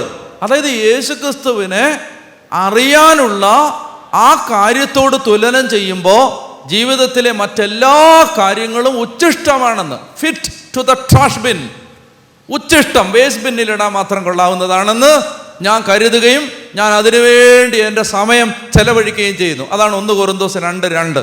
1 കൊരിന്തോസ് 2:2 അദ്ദേഹം തീരുമാനിച്ചു. ആഥൻസിൽ നിന്ന് കോറിന്തിലെത്തിക്കഴിഞ്ഞപ്പോൾ അദ്ദേഹം തീരുമാനിച്ചു, ഇനി എനിക്കൊരൊറ്റ കാര്യം അറിഞ്ഞാൽ മതി. വായിക്കാം, 1 കൊരിന്തോസ് 2:2. നിങ്ങളുടെ ഇടയിലായിരുന്നപ്പോൾ യേശുക്രിസ്തുവിനെ കുറിച്ചല്ലാതെ, അതും ക്രൂശിതനായവനെ കുറിച്ചല്ലാതെ മറ്റൊന്നിനെ കുറിച്ചും അറിയേണ്ടതില്ലെന്ന് ഞാൻ തീരുമാനിച്ചു. കണ്ടോ? ഒരു ജീവിതത്തിൻ്റെ നിർണായകമായ ദശാസന്ധിയിൽ, ഒരു പർട്ടിക്കുലർ പോയിന്റ് ഓഫ് ലൈഫിൽ ഒരു മനുഷ്യൻ വിവേകത്തോട് തീരുമാനം എടുക്കുകയാണ്, എനിക്ക് ഈ ആയുസ്സിൽ ഇനി യേശുവിനെ കുറിച്ച് മാത്രം അറിഞ്ഞാൽ മതി, എനിക്ക് വേറൊന്നും അറിയണ്ട. അദ്ദേഹം തീരുമാനിക്കുക, എനിക്ക് വേറൊന്നും അറിയണ്ട, എനിക്ക് ഈശോയെക്കുറിച്ച് മാത്രം അറിഞ്ഞാൽ മതി എന്ന് തീരുമാനം എടുക്കുകയാണ്. അതാണ് അദ്ദേഹത്തിൻ്റെ ശവകുടീരത്തിൽ, അദ്ദേഹത്തിൻ്റെ കല്ലറയിൽ, അദ്ദേഹത്തിൻ്റെ കല്ലറ സ്ഥിതി ചെയ്യുന്ന സ്ഥലത്ത് എഴുതി വെച്ചിരിക്കുന്ന വാചകം ഇതാണ്. 1 കൊരിന്തോസ് 2:2 ഗ്രീക്കിൽ എഴുതി വെച്ചിട്ടുണ്ട് അവിടെ. അതായത്, നിങ്ങളുടെ ഇടയിലായിരുന്നപ്പോൾ യേശുക്രിസ്തുവിനെ കുറിച്ചല്ലാതെ, അത് ക്രൂശിതനായവനെ കുറിച്ചല്ലാതെ മറ്റൊന്നിനെ കുറിച്ചും. നിങ്ങൾ ആലോചിക്കുക, ഒരു ജീവിതത്തെ മുഴുവൻ സമ്മറൈസ് ചെയ്ത് കല്ലറയിൽ എഴുതും. ഒരു ജീവിതത്തെ മുഴുവൻ കാച്ചിക്കുറുക്കി എഴുതുന്നതാണ് ഒരാളുടെ ടൂമ്പിൽ എഴുതുന്ന വാക്കുകൾ. പൗലോസ് അപ്പോസ്തലന്റെ ജീവിതം മുഴുവൻ കാച്ചിക്കുറുക്കി സാരസംഗ്രഹം പോലെ പറയാൻ, അദ്ദേഹത്തിൻ്റെ കല്ലറയിൽ എഴുതി വെക്കാൻ ആളുകൾ വാക്കുകൾ തിരഞ്ഞപ്പോൾ അവർ തിരഞ്ഞെടുത്തത് 1 കൊരിന്തോസ് 2:2. അതായിരുന്നു ആ ജീവിതത്തിൻ്റെ ആകത്തുക, ആ ജീവിതത്തിൻ്റെ സമ്മറി അതായിരുന്നു. ജീവചരിത്രത്തിൻ്റെ തലക്കെട്ട് അതായിരുന്നു. നിങ്ങളുടെ ഇടയിലായിരുന്നപ്പോൾ ക്രിസ്തുവിനെ കുറിച്ചല്ലാതെ, അത് ക്രൂശിതനായവനെ കുറിച്ചല്ലാതെ മറ്റൊന്നിനെ കുറിച്ചും അറിയേണ്ടതില്ലെന്ന് ഞാൻ തീരുമാനിച്ചു. അവർക്ക് പറയാവോ? ഹല്ലേലൂയാ, ഹല്ലേലൂയാ. തികച്ചും വ്യക്തിപരമായിട്ട് ഞാൻ നിങ്ങളോട് പറയാം. വ്യക്തി എന്ന് പറഞ്ഞാൽ അത്രയും പേഴ്സണലായിട്ട് ഞാൻ പറയുകയാണ്. അതായത്, നിങ്ങൾക്ക് ഈശോയുടെ സ്നേഹം അനുഭവിക്കണമെന്നുണ്ടോ? ഈശോയുടെ സ്നേഹം ശരിക്കും ഈശോ വിസിബിളായിട്ട് ജീവിക്കുന്ന ദൈവം വന്ന് നമുക്ക് ശരിക്കും നമ്മളെ സ്നേഹിക്കുന്നുണ്ടെന്ന് 100,000 തവണ ഉറപ്പ് തരും. സ്നേഹിക്കുന്നുണ്ടെന്ന് 100,000 തവണ ഉറപ്പ് തരും. എപ്പോഴാണെന്നറിയാമോ? നിങ്ങൾ ജീവിതത്തിൽ യേശുവിനെ കുറിച്ച് അറിയാൻ ഗൗരവപൂർണമായ ഒരു സ്റ്റെപ്പ് എടുത്ത് നോക്ക്. എന്ന് പറഞ്ഞാൽ എന്തോ കോംപ്ലിക്കേറ്റഡ് ഒന്നും ആക്കണ്ടല്ലോ. സാവധാനം ഇരുന്ന് 2023 തീരുമാനം എടുക്കുകയാണ്, കുറച്ച് ബൈബിൾ പഠിച്ചു കളയാം. ഇഷ്ടം പോലെ മെറ്റീരിയൽ യൂട്യൂബിൽ അവൈലബിൾ ആണ്. പഴയ കാലമല്ല, ഇഷ്ടം പോലെ പഠിക്കണമെന്ന് ആഗ്രഹമുള്ളവന് പഠിക്കാൻ ഇഷ്ടം പോലെ മെറ്റീരിയൽ അവൈലബിൾ ആണ്, നിങ്ങളുടെ ഭാഷയിൽ അവൈലബിൾ ആണ്. ഒറ്റ കാര്യം ചെയ്താൽ മതി. എന്ത് ചെയ്താൽ മതി? മര്യാദയ്ക്ക് അടങ്ങിയിരിക്കുക, അല്പസമയം ഇത് കേൾക്കുക, നോട്ട്ബുക്കൊക്കെ എടുക്കുക, എഴുതിയെടുക്കുക, പഠിക്കുക, ക്രോസ് റെഫറൻസുകൾ നടത്തുക, ബൈബിൾ തിരിച്ചും മറിച്ചുമൊക്കെ പഠിക്കുക. ഇങ്ങനെ ഈശോയെക്കുറിച്ച് അറിയാൻ ഒരാൾ തീരുമാനം എടുത്ത് കഴിയുമ്പോൾ മൊത്തത്തിൽ ജീവിതം മാറുകയാണ്, മൊത്തത്തിൽ. അതായത് ഈശോ വന്നിട്ട് എന്നാ ചെയ്യുന്നത്? ഈ കർത്താവ് വന്നിട്ട് ഇത് ഈശോയ്ക്ക് എത്രമാത്രം ഇഷ്ടമുള്ളതാണെന്ന് ഈശോ പിന്നെ കർത്താവിന് എനിക്ക് തോന്നിയിട്ടുണ്ട് പലപ്പോഴും. എന്തെന്നറിയോ? കർത്താവ് ഇങ്ങനെ വെപ്രാളപ്പെട്ട് നടക്കുകയാണ്. എന്താ? ഞാൻ ഇവനെ സ്നേഹിക്കുന്നുണ്ടെന്ന്, ഞാൻ ഇവളെ സ്നേഹിക്കുന്നുണ്ടെന്ന് എങ്ങനെ ഇവനെ എനിക്ക് പിന്നെയും ബോധ്യപ്പെടുത്തി കൊടുക്കാം. ഇങ്ങനെ ഭ്രാന്ത് പിടിച്ച് നടക്കുന്ന ആളുകളെ കണ്ടിട്ടില്ലേ? ഭ്രാന്ത് പിടിച്ച്, അത് സ്നേഹിക്കുന്നുണ്ടെന്ന് ഉറപ്പ് കൊടുക്കാൻ അതിനേക്കാളും വട്ടുപിടിച്ച് നടക്കുകയാണ് ഈശോ. എന്താണെന്നറിയാം? ആരെങ്കിലും ഒരാൾ ഈ വ്യക്തിയെ സീരിയസ് ആയിട്ട് എടുത്തിട്ടുണ്ടെങ്കിൽ അവന് മുമ്പിൽ ജീവിക്കുന്നവനായി അവൻ പ്രത്യക്ഷപ്പെടും. പറഞ്ഞേ ഹല്ലേലൂയ. അതായിരുന്നു അപ്പസ്തോലിക സഭയിൽ. അത് എനിക്ക് പലപ്പോഴും തോന്നിയിട്ടുണ്ട്. ഈശോ ആ കാര്യത്തിൽ ഭയങ്കര നിർബന്ധ ബുദ്ധിയുള്ള ആളാണ്. ഉദാഹരണം, അപ്പസ്തോല പ്രവർത്തനത്തിൻ്റെ 1-ാം അധ്യായം 3-ാമത്തെ വാക്യം. അപ്പസ്തോല പ്രവർത്തനത്തിൻ്റെ 1-ാം അധ്യായത്തിൻ്റെ 3-ാമത്തെ വാക്യം വേഗം വായിക്കാം. വായിച്ചേ. പീഡാനുഭവത്തിന് ശേഷം 40 ദിവസത്തേക്ക് യേശു അവരുടെ ഇടയിൽ പ്രത്യക്ഷനായി ദൈവരാജ്യത്തെക്കുറിച്ച് പഠിപ്പിച്ചു. ഒന്നുകൂടെ എല്ലാവരും എടുത്തേ. അപ്പസ്തോല പ്രവർത്തനം 1-ാം അധ്യായം 3-ാമത്തെ വാക്യം വായിക്കാം. ഉറക്കെ വായിച്ചേ. പീഡാനുഭവത്തിന് ശേഷം 40 ദിവസത്തേക്ക് യേശു അവരുടെ ഇടയിൽ പ്രത്യക്ഷനായി ദൈവരാജ്യത്തെക്കുറിച്ച് പഠിപ്പിച്ചു. അങ്ങനെ അവൻ അവർക്ക് വേണ്ടത്ര തെളിവുകൾ നൽകിക്കൊണ്ട് ജീവിക്കുന്നവനായി പ്രത്യക്ഷപ്പെട്ടു. നിങ്ങൾ നോക്കിയേ. അതായത് കർത്താവ് സ്വർഗാരോഹണത്തിന് തൊട്ട് മുമ്പ് ഈശോയുടെ ഉത്ഥാനം കഴിഞ്ഞ് പിന്നീട് 40 ദിവസത്തേക്ക് ശിഷ്യന്മാരുടെ ഇടയിൽ ഇങ്ങനെ വെപ്രാളപ്പെട്ട് നടന്നിട്ട് കർത്താവ് അവർക്ക് വേണ്ടത്ര തെളിവ് കൊടുത്തുകൊണ്ടിരിക്കുകയാണ്. എന്തിന്? ഞാൻ ജീവിക്കുന്നവനാണെന്ന് തെളിയിക്കാൻ. ഈ ഈശോയ്ക്ക് ജരാനര ബാധിച്ചിട്ടില്ല. ഈ ഈശോ കുഴിമാടത്തിൽ അടക്കപ്പെട്ടിട്ടില്ല. ഈ ഈശോ ഇപ്പോഴും ജീവിക്കുന്ന ഈശോയാണ്. ഈ ഈശോയാണ് നമുക്കിടയിൽ മൂവ് ചെയ്യുന്നത്. ആ ഈശോയ്ക്ക് ഒറ്റ നിർബന്ധമുണ്ട്. ചേച്ചി, ആ ഈശോയ്ക്ക് ഒരു നിർബന്ധമുണ്ട്. എന്തെന്നറിയാമോ? ചേച്ചിക്ക് ബോധ്യപ്പെടുത്തി തരണം. എന്താ? അവൻ ജീവിക്കുന്ന ദൈവമാണെന്ന്. പറഞ്ഞേ ഹല്ലേലൂയ. ഇത് നമ്മൾ കടന്ന് വെപ്രാളപ്പെട്ട് കർത്താവേ നീ എനിക്ക് നിന്നെ കാണിച്ചു തരണം എന്ന് പറയുന്നതിനേക്കാൾ ആഗ്രഹത്തോടെ ഈശോ നമ്മൾ മനസ്സിലാക്കണമെന്ന ആഗ്രഹത്തോടെ ഈശോ ഇങ്ങനെ വെപ്രാളപ്പെട്ട് നടക്കാണ്. അവന് തെളിയിച്ചു കൊടുക്കണം. അപ്പസ്തോലന്മാർക്ക് എല്ലാവർക്കും ഈശോ എന്ത് ചെയ്യുന്നറിയാമോ? അപ്പസ്തോലന്മാർ ഇതല്ലേ പഠിപ്പിച്ചിരുന്നേ. അതുകൊണ്ട് അപ്പസ്തോലന്മാർക്ക് എല്ലാവർക്കും ഈശോ എന്ത് ചെയ്തു? തന്നെ വെളിപ്പെടുത്തി കൊടുത്തു. എല്ലാവർക്കും. അത് കൊരിന്തോസ് ലേഖനത്തിൽ പൗലോസ് അപ്പോസ്തലൻ പറയുന്നുണ്ട്. എല്ലാവർക്കും അവൻ പ്രത്യക്ഷപ്പെട്ടു. എല്ലാവർക്കും. വായിക്കാം. 1 കൊരിന്തോസ് 15-ാം അധ്യായം 1 മുതൽ വായിക്കണം. 1 കൊരിന്തോസ് 15-ാം അധ്യായം 1 മുതൽ. സഹോദരരെ, നിങ്ങൾ സ്വീകരിച്ചതും നിങ്ങളുടെ അടിസ്ഥാനമായി നിലകൊള്ളുന്നതും നിങ്ങൾക്ക് രക്ഷ പ്രദാനം ചെയ്തതുമായ സുവിശേഷം ഞാൻ എപ്രകാരമാണ് നിങ്ങളോട് പ്രസംഗിച്ചതെന്ന് ഇനി ഞാൻ നിങ്ങളെ അനുസ്മരിപ്പിക്കാം. അതനുസരിച്ച് നിങ്ങൾ അചഞ്ചലരായി അതിൽ നിലനിന്നാൽ നിങ്ങളുടെ വിശ്വാസം വ്യർത്ഥമാവുകയില്ല.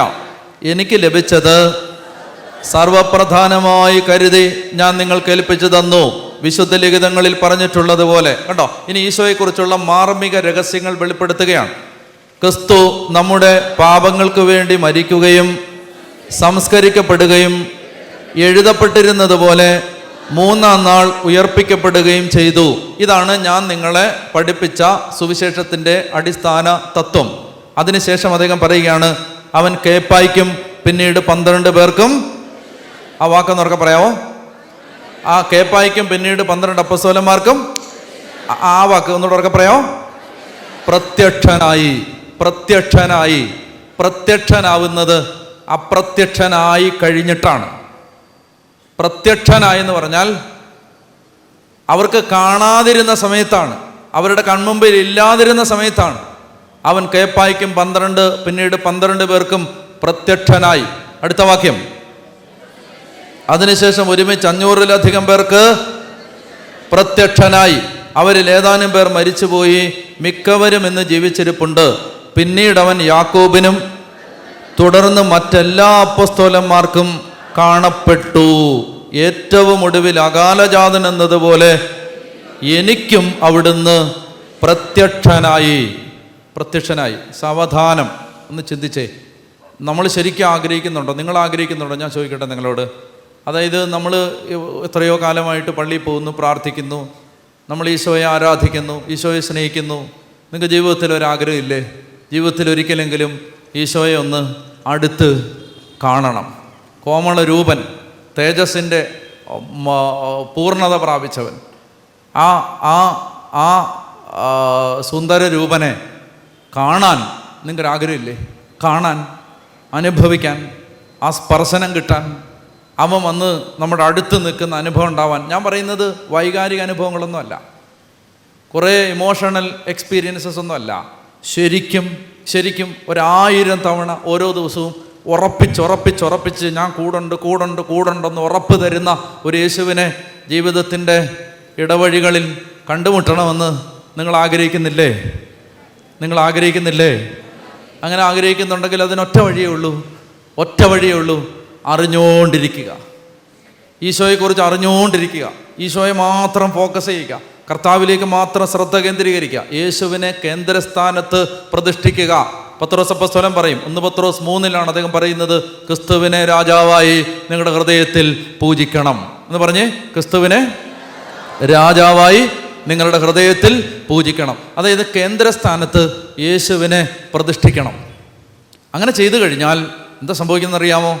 ഈശോ ശരിക്കും ജീവിതത്തിൻ്റെ എല്ലാ മേഖലകളിലും ഇടപെടുന്നത് കാണാനും അനുഭവിക്കാനും നമുക്ക് സാധിക്കും. അപ്പം ഞാനെന്നാ പറഞ്ഞത്, ജീവിക്കുന്ന ദൈവത്തെ കണ്ടുമുട്ടാൻ കഴിയുന്നത് യേശുവിനെക്കുറിച്ചുള്ള ജ്ഞാനം. ഇതാണ് അപ്പോസ്തലന്മാർ ആവർത്തിച്ച് പറഞ്ഞുകൊണ്ടേയിരുന്നത്. അതുകൊണ്ട് നമ്മൾ വായിച്ചത് ഫിലിപ്പി 3 അവിടെ നമുക്ക് പോകേണ്ടതുണ്ട്.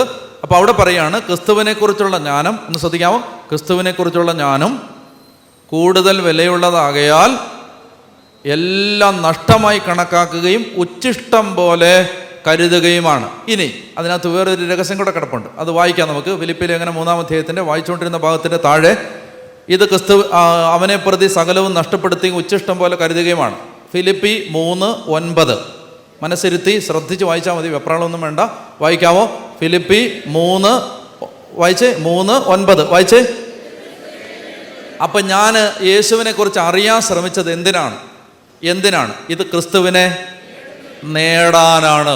ക്രിസ്തുവിനെ നേടണമെങ്കിൽ ക്രിസ്തുവിനെ കുറിച്ച് അറിയണം. ഇത് ക്രിസ്തുവിനെ നേടാനും, അടുത്ത വാക്യം, അവനോടുകൂടെ ഒന്നായി കാണപ്പെടുന്നതിനും വേണ്ടിയാണ്. ഇനി വേറൊരു കാര്യം കൂടെ ഉണ്ട് അവിടെ, ക്രിസ്തുവിനെ നേടുന്നതിനും അവനോടുകൂടെ ഒന്നായി കാണപ്പെടുന്നതിനും വേണ്ടിയാണ്. അപ്പോൾ ക്രിസ്തുവിനെ നേടുക, അവൻ്റെ കൂടെ ഒന്നായി മാറുക. അടുത്തത് 10-ാമത്തെ വാക്യം, അതവനെയും അവൻ്റെ, അത് മനോഹരമായൊരു വാക്കാണത്, അവനെയും അവൻ്റെ പുനരുത്ഥാനത്തിൻ്റെ ശക്തിയെയും ഞാൻ അറിയും. അതായത് ഒരു വാക്ക്, ആ വാക്കൊന്ന് ശ്രദ്ധിക്കണം, ഉത്ഥാന ശക്തി എന്ന് പറയാവോ? ഉത്ഥാന ശക്തി പറയാവോ? റിസറക്ഷൻ പവർ, അതും പറഞ്ഞു, റിസറക്ഷൻ പവർ, ഉത്ഥാന ശക്തി. അപ്പൊ ഇനി അതാണ് ഞാൻ പറയാൻ പോകുന്നത്, ഉത്ഥാനത്തിൻ്റെ ശക്തി. അതാണ് നമ്മൾ ഇനി ശ്രദ്ധിക്കാൻ പോകുന്നത്. നിങ്ങൾ ഇവിടെ ആണോ? ഇത് ബോറടിക്കുന്നുണ്ടോ? ഉണ്ടെങ്കിൽ ഇല്ലെന്നേ പറയാവൂ, കാരണം വേറെ നിവൃത്തിയൊന്നുമില്ല.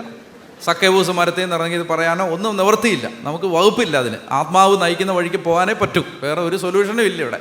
അതുകൊണ്ട് നിങ്ങൾക്ക് മടുത്താലും മടുത്തില്ലെങ്കിലും ഇത് പഠിച്ചേ പറ്റൂ. മനസ്സിലായല്ലോ? പാല് കുടിക്കേണ്ട പ്രായം കഴിഞ്ഞു, ആ പ്രായമൊക്കെ കഴിഞ്ഞു. മനസ്സിലായോ? ഇനി കട്ടിയുള്ള ഭക്ഷണം കഴിക്കേണ്ട കാലമാണ്. മറന്നില്ല, ഞാൻ ഇന്നലെ വേറൊരു കാര്യം കൂടെ പറഞ്ഞായിരുന്നു. ലക്ഷക്കണക്കിന് രൂപ മുടക്കി ഇന്ന് എനിക്കൊരു എഴുത്ത് വന്നു. ഈ തിരുവല്ല ഭാഗത്തു നിന്നൊരു അമ്മ അയച്ചാണ്. അതായത് ഭർത്താവ് അസ്ഥി സംബന്ധമായി ഞരമ്പ് ചുരുങ്ങുന്ന രോഗം പിടിപെട്ട് കിടക്കയിലാണ്. പിന്നെ വീട് വാടകയ്ക്ക് കഴിയാണ്, ഒരു മകളുമുണ്ട്, വാടക കൊടുക്കാൻ നിവൃത്തിയില്ല. പത്തനംതിട്ടയ്ക്ക് പോകുന്ന വഴിക്കുള്ള റോഡ് സൈഡിൽ ഒരു ചെറിയ വീട് 7 ലക്ഷം രൂപ കൊടുത്താൽ കിട്ടും, അത് ഒന്ന് വാങ്ങിക്കാൻ സഹായിക്കാമോ? ഇന്നൊരമ്മയുടെ കത്ത് വന്നു.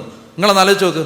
അന്നേരമാണ് 10 ലക്ഷം രൂപയ്ക്ക് കൺവെൻഷൻ നടത്തുന്നത്. ആ അമ്മയ്ക്ക് കിടപ്പാടമില്ല, അന്നേരമാണ് 10 ലക്ഷം രൂപയ്ക്ക് കൺവെൻഷൻ നടത്തുന്നത്. അപ്പോൾ വെറുതെ അതും ഇതും പറഞ്ഞിട്ട് പോകാൻ പറ്റില്ല. അതുകൊണ്ട് നിങ്ങൾ ബൈബിൾ കൊണ്ടുവന്നേ പറ്റൂ. നിങ്ങൾ ഇന്നലത്തെ നിങ്ങളുടെ പെർഫോമൻസ് കണ്ടപ്പോൾ ഞാൻ വിചാരിച്ചു ഇന്ന് ബൈബിളുമായിട്ടാണ് വരുന്നതെന്ന്. ഇന്നോ? ഉണ്ട്. ഇന്നലെ കൊണ്ടുവന്നവർ തന്നെ ഇന്ന് അല്ല. ഓക്കെ, അപ്പോൾ സീരിയസ് ആയിട്ട് എടുക്കണം. നമുക്ക് വേറെ വകുപ്പില്ല, മനസ്സിലായോ? നമുക്ക് കുറേ കാര്യങ്ങൾ ഇങ്ങനെ അതും ഇതും പറഞ്ഞ് കുറേ ഇങ്ങനെ ആളുകളെ സംഭ്രമിപ്പിച്ച് കുറേ ബഹളമൊക്കെ ഉണ്ടാക്കി പോയിട്ടൊന്നും ഒരു കാര്യമില്ല. സോളിഡായിട്ട് എന്തെങ്കിലും പഠിച്ചിട്ട് പോവുക. അതുകൊണ്ടാണ് കേട്ടോ. ബോറടിച്ചാലും കുഴപ്പമൊന്നുമില്ല. പറഞ്ഞേ ഹല്ലേലൂയ. അപ്പം അതുകൊണ്ട് നമ്മളിനി ചർച്ച ചെയ്യാൻ പോകുന്ന വിഷയം എന്താ പറഞ്ഞേ? എന്താണ്? ഉത്ഥാന ശക്തി. അതൊന്നൊക്കെ പറയാവോ? വിട്ടിവിട്ട് പത്തനംതിട്ട കിടുങ്ങട്ടെ, പറയാവോ? ഉത്ഥാന ശക്തി പറയാവോ? അപ്പോൾ അതെന്ന് പറഞ്ഞാൽ അത് എന്താണെന്നാണ്. അപ്പോൾ അതിന് നമ്മൾ എഫേസോസ് ലേഖനത്തിൻ്റെ 1-ാം അധ്യായത്തിൻ്റെ 17-ാമത്തെ വാക്യത്തിലേക്ക് പോകണം. എഫേസോസ് ലേഖനം 1-ാം അധ്യായത്തിൻ്റെ 17-ാമത്തെ വാക്യം.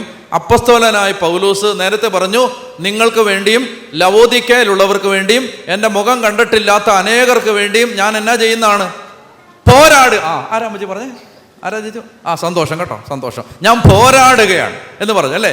ആ പോരാടുന്നത് എഫേസോസ് 1:17 ആ പോരാടുന്നു എന്ന് പറഞ്ഞതിൻ്റെ വേറൊരു മുഖം വായിക്കാം. എഫേസോസ് 1:17 വായിച്ചേ. നമ്മുടെ കർത്താവായ യേശുക്രിസ്തുവിൻ്റെ ദൈവവും മഹത്വത്തിൻ്റെ പിതാവുമായവൻ ജ്ഞാനത്തിൻ്റെയും വെളിപാടിൻ്റെയും ആത്മാവിനെ നിങ്ങൾക്ക് പ്രദാനം ചെയ്തുകൊണ്ട് തന്നെക്കുറിച്ചുള്ള പൂർണ്ണമായ അറിവിലേക്ക് നിങ്ങളെ നയിക്കട്ടെ. നമ്മൾ ചർച്ച ചെയ്തുകൊണ്ടിരിക്കുന്നത് യേശുവിനെ കുറിച്ചുള്ള അറിവിനെ കുറിച്ചാണ്. അപ്പോൾ അപ്പസ്തോലൻ പ്രാർത്ഥിക്കുകയാണ്. എഫേസോസിലെ സഭയിലെ മക്കൾക്ക് വേണ്ടി അപ്പസ്തോലനായ പൗലോസ് പ്രാർത്ഥിക്കുകയാണ്. എനിക്ക് വലിയൊരു പ്രാർത്ഥനയുണ്ട് മക്കളെ. ആ പ്രാർത്ഥന ഇതാണ്: നമ്മുടെ കർത്താവായ യേശുക്രിസ്തുവിൻ്റെ ദൈവവും മഹത്വത്തിൻ്റെ പിതാവുമായവൻ ജ്ഞാനത്തിൻ്റെയും വെളിപാടിൻ്റെയും ആത്മാവിനെ നിങ്ങൾക്ക് പ്രദാനം ചെയ്തുകൊണ്ട് തന്നെക്കുറിച്ചുള്ള പൂർണ്ണമായ അറിവിലേക്ക് നിങ്ങളെ നയിക്കട്ടെ. അപ്പസ്തോലൻ്റെ പ്രാർത്ഥന നമുക്ക് വേണ്ടി എല്ലാം അപ്പസ്തോലൻ പ്രാർത്ഥിക്കുകയാണ്. ജയിലിലിരുന്ന പ്രാർത്ഥിക്കുന്നത്. പ്രാർത്ഥന ഇതാണ്: ഞാൻ പ്രാർത്ഥിക്കുകയാണ്, നമ്മുടെ കർത്താവായ യേശുക്രിസ്തുവിൻ്റെ ദൈവവും മഹത്വത്തിൻ്റെ പിതാവുമായവൻ ജ്ഞാനത്തിൻ്റെയും വെളിപാടിൻ്റെയും ആത്മാവിനെ നിങ്ങൾക്ക് പ്രദാനം ചെയ്തുകൊണ്ട് തന്നെക്കുറിച്ചുള്ള പൂർണ്ണമായ അറിവിലേക്ക് നിങ്ങളെ നയിക്കട്ടെ. ആമേൻ. ആമേൻ. അപ്പോൾ അപ്പസ്തോലൻ പ്രാർത്ഥിച്ചു. എന്തിനു വേണ്ടിയാണ് പ്രാർത്ഥിച്ചത്? നമുക്ക് വേണ്ടി പ്രാർത്ഥിച്ചു. എന്താ പ്രാർത്ഥിച്ച? Content of prayer. നമുക്ക് എന്ത് കിട്ടണം? ജ്ഞാനത്തിൻ്റെയും വെളിപാടിൻ്റെയും ആത്മാവിനെ നമുക്ക് കിട്ടണം. ഇതാണ് അദ്ദേഹം പ്രാർത്ഥിക്കുന്നത്. ജ്ഞാനത്തിൻ്റെയും വെളിപാടിൻ്റെയും ആത്മാവിനെ നമുക്ക് കിട്ടണം. കാരണം ദൈവിക രഹസ്യങ്ങൾക്കൊരു പ്രശ്നമുണ്ട്. അത് മനസ്സിലാകുന്നത് ബുദ്ധിയിലല്ല, മറിച്ച് ആത്മാവിലാണ്. ഞാൻ എന്നെ പറഞ്ഞേ, ദൈവിക രഹസ്യങ്ങൾ ഒരു വ്യക്തിക്ക് മനസ്സിലാവുകയല്ല യഥാർത്ഥത്തിൽ. പക്ഷെ ഭാഷയുടെ പരിമിതി കൊണ്ട് മനസ്സിലാവുകയെന്നേ പറയാൻ പറ്റൂ.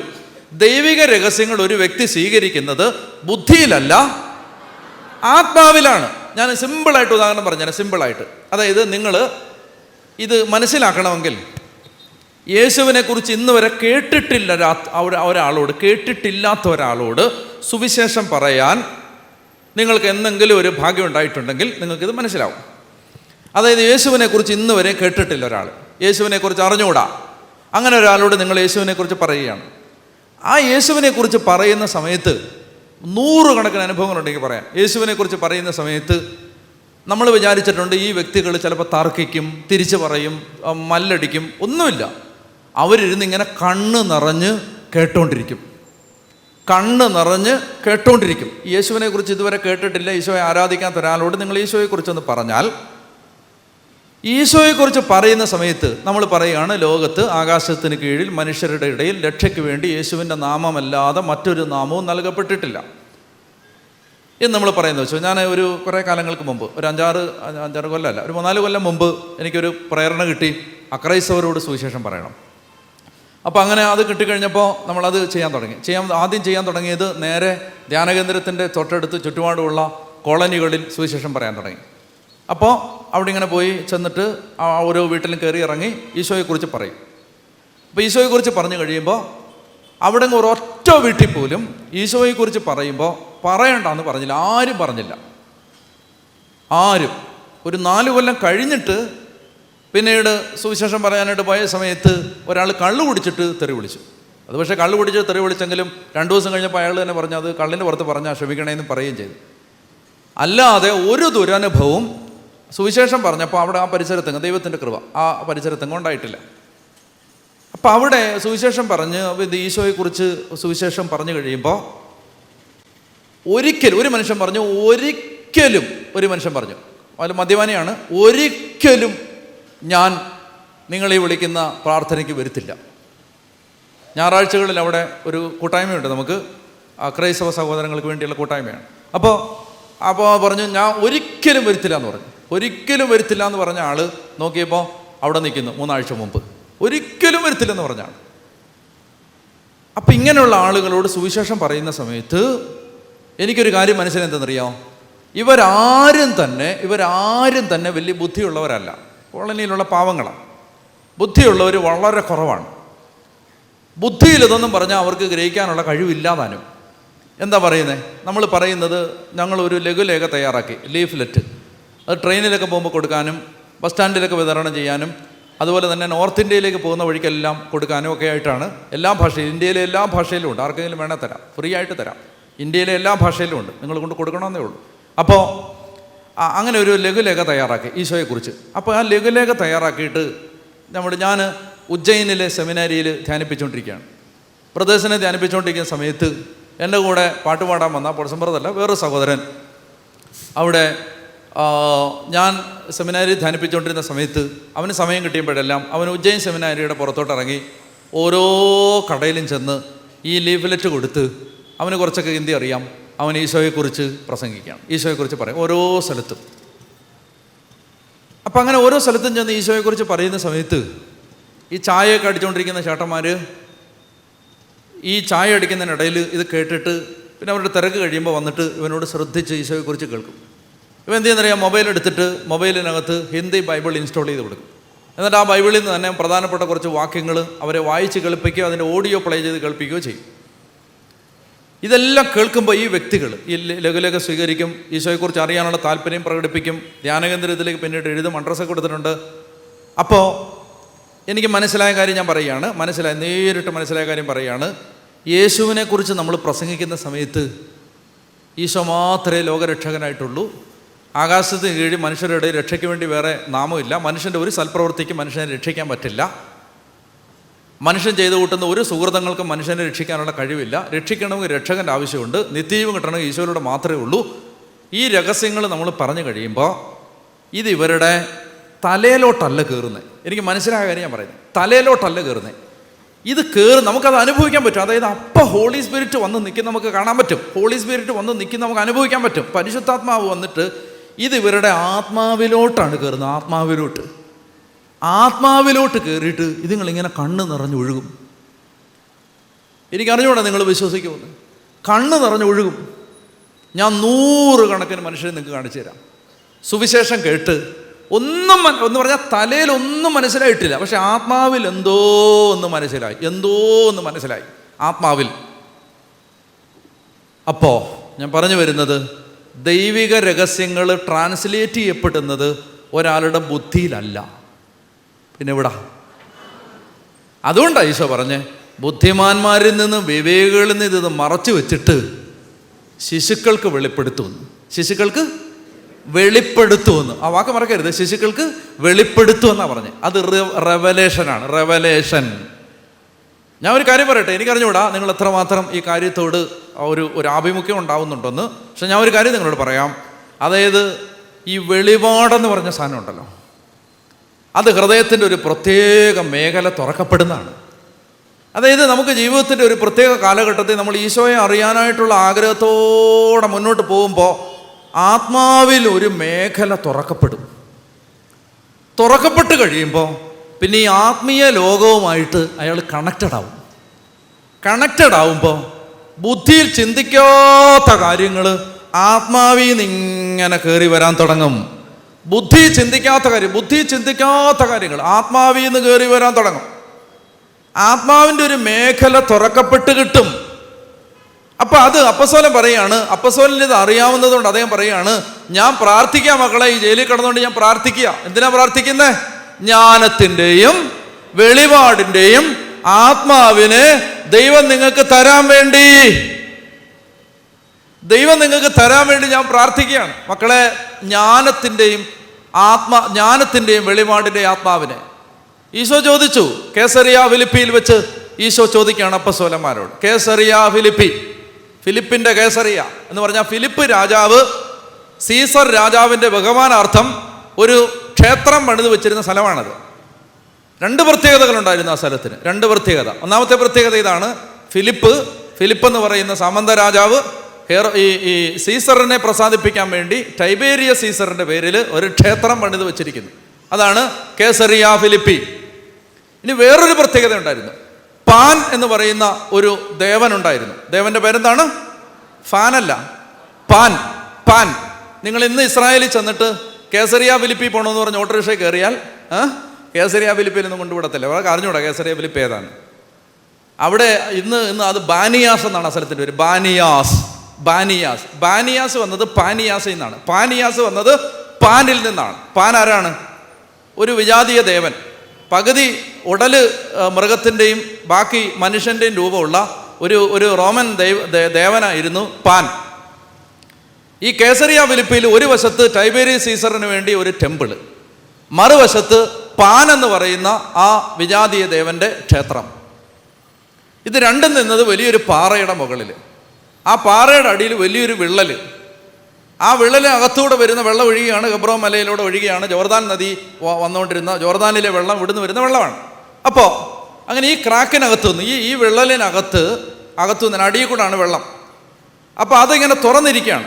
ആ തുറന്നു കിടക്കുന്ന ആ വിള്ളലിനെ അവർ വിളിച്ചിരുന്നത് പാതാള കവാടം, നരക കവാടം എന്നാണ്. നരക കവാടം, പാതാള കവാടം, അണ്ടർ വേൾഡിൻ്റെ മുഖം, അങ്ങനെ അവരതിനെ കണ്ടിരുന്നത്. അതായത് പാതാളത്തിലേക്ക്, ഈ പാൻ എന്ന് പറയുന്ന ദേവനൊക്കെ വസിക്കുന്ന പാതാളത്തിലേക്കുള്ള വാതിൽ, നരക കവാടം. അപ്പം അവിടെ ഈ ഒരു വശത്ത് ടൈബേരിയസ് സീസർ, ഒരു വശത്ത് പൊളിറ്റിക്കൽ പവർ, മറുവശത്ത് ഈ വിഗ്രഹം, ദേവൻ. ഈ രണ്ടിൻ്റെയും നടുവിൽ അപ്പസ്തോലന്മാരെ കൊണ്ടുവന്ന് നിർത്തിയിട്ട് അതിൻ്റെ നടുക്ക് നിന്നിട്ടാണ് കർത്താവ് ചോദിക്കുന്നത്, ഞാൻ ആരാധന നിങ്ങൾ പറയുന്നത്? ഇതാ ഒരു വശത്ത് സീസറിനെ ആരാധിക്കണമെന്ന് പറയുന്ന ഒരു കൂട്ടം ആളുകൾ, മറുവശത്ത് പാനിനെ ആരാധിക്കണമെന്ന് പറയുന്ന ഒരു കൂട്ടം ആളുകൾ. പിന്നെ നരക കവാടം, അതിനകത്തോട്ടാണ് ഈ ബലിമൃഗങ്ങളൊക്കെ ഇട്ട് കൊടുത്തുകൊണ്ടിരുന്നത്. അപ്പം അങ്ങനെ ഈ രണ്ട് വിഗ്രഹങ്ങളുടെ നടുവിൽ നിന്നുകൊണ്ട് ഈശോ ചോദിക്കുകയാണ്, ഞാൻ ആരെന്നാണ് നിങ്ങൾ പറയുന്നത്? അപ്പോൾ അവർ പല ഉത്തരവും പറഞ്ഞു. അപ്പോൾ ഈശോ ചോദിച്ചു, നിങ്ങൾ പറ, ഞാൻ ആരാണെന്നാണ് നിങ്ങൾ പറയുന്നത്? ജനങ്ങൾ പറയുന്നത് ഇപ്പോൾ പറഞ്ഞു, നിങ്ങൾ പറയുന്നത്. ഉടനെ പത്രോസ് മറുപടി പറഞ്ഞു. എന്താ പറഞ്ഞത്? നീ ജീവനുള്ള ദൈവത്തിൻ്റെ പുത്രനായ. ആ പറഞ്ഞതിൻ്റെ ഒരു കാര്യമുണ്ട്, ജീവനുള്ള ദൈവത്തിൻ്റെ പുത്രൻ. എന്താണെന്നറിയോ? ഈശോ പറഞ്ഞില്ലേ, ഈശോയോട് ചോദിച്ചില്ലേ, അവർ ചോദിച്ചില്ലേ, കർത്താവേ, നികുതി കൊടുക്കുന്നത്, സീസറിന് നികുതി കൊടുക്കുന്നത് നിയമാനുസൃതമോ? ഉടനെ ഈശോ എന്ന് മറുപടി പറഞ്ഞു. പിന്നെ ഉടനെ അങ്ങനെയാണോ പറഞ്ഞേ? ഒരു നാണയം കൊണ്ടുവരാൻ പറഞ്ഞു. എന്താ പറഞ്ഞേ? ഒരു നാണയം കാണിക്കാൻ പറഞ്ഞു. അപ്പോൾ ഒരു നാണയം കാണിച്ചു. നാണയം കാണിച്ചപ്പോൾ കർത്താവ് ചോദിച്ചു, ഇതിലെ രൂപവും ലിഖിതവും ആരുടേത്? രൂപം ആരുടെയാ? രൂപം ആരുടെയാ? സീസറിന്റെ രൂപം മാത്രമല്ല, അതിനകത്തൊരു ലിഖിതമുണ്ട്. രൂപവും ലിഖിതമുണ്ട്. അതിനകത്ത് എഴുതിയിട്ടുണ്ട്. എന്താ എഴുതിയിട്ടുള്ളത്? അമേരിക്കൻ ഡോളറിനകത്ത് എഴുതിയിട്ടുണ്ട്, ഇൻ ഗോഡ് വി ട്രസ്റ്റ്, ദൈവത്തിൽ ഞങ്ങൾ ആശ്രയിക്കുന്നു. അമേരിക്കൻ ഡോളറിൽ എഴുതിയിട്ടുണ്ട്. അപ്പോൾ ഈ നാണയത്തിനകത്ത് എന്ത് എഴുതിയിരിക്കുന്ന അറിയാമോ? എന്താ അറിയാമോ? ദൈവത്തിൻ്റെ പുത്രനായ ടൈബേരിയസ് സീസർ, അതാണ് ഈ നാണയത്തിൽ എഴുതി. ദൈവത്തിൻ്റെ പുത്രൻ, അതാണ് ഈ നാണയത്തിൽ എഴുതി വെച്ചിരിക്കുന്നത്. അപ്പൊ സീസറിന് ടെമ്പിൾ പണിതിട്ട് ആ ടെമ്പിളിനെ കുറിച്ച് ആളുകൾ പറഞ്ഞിരുന്നത് ദൈവത്തിന്റെ പുത്രനായ സീസറിന്റെ ക്ഷേത്രം. എന്നാൽ പത്രോസ് എന്താ മറുപടി പറയുന്നത്? സീസർ അല്ല ദൈവത്തിന്റെ പുത്രൻ, നീയാണ്. പാനല്ല ദൈവം, നീയാണ്. നീ ജീവനുള്ള ദൈവത്തിന്റെ പുത്രനായ ക്രിസ്തുവാണ്. ഉടനെ ഈശോ എന്ത് പറഞ്ഞു?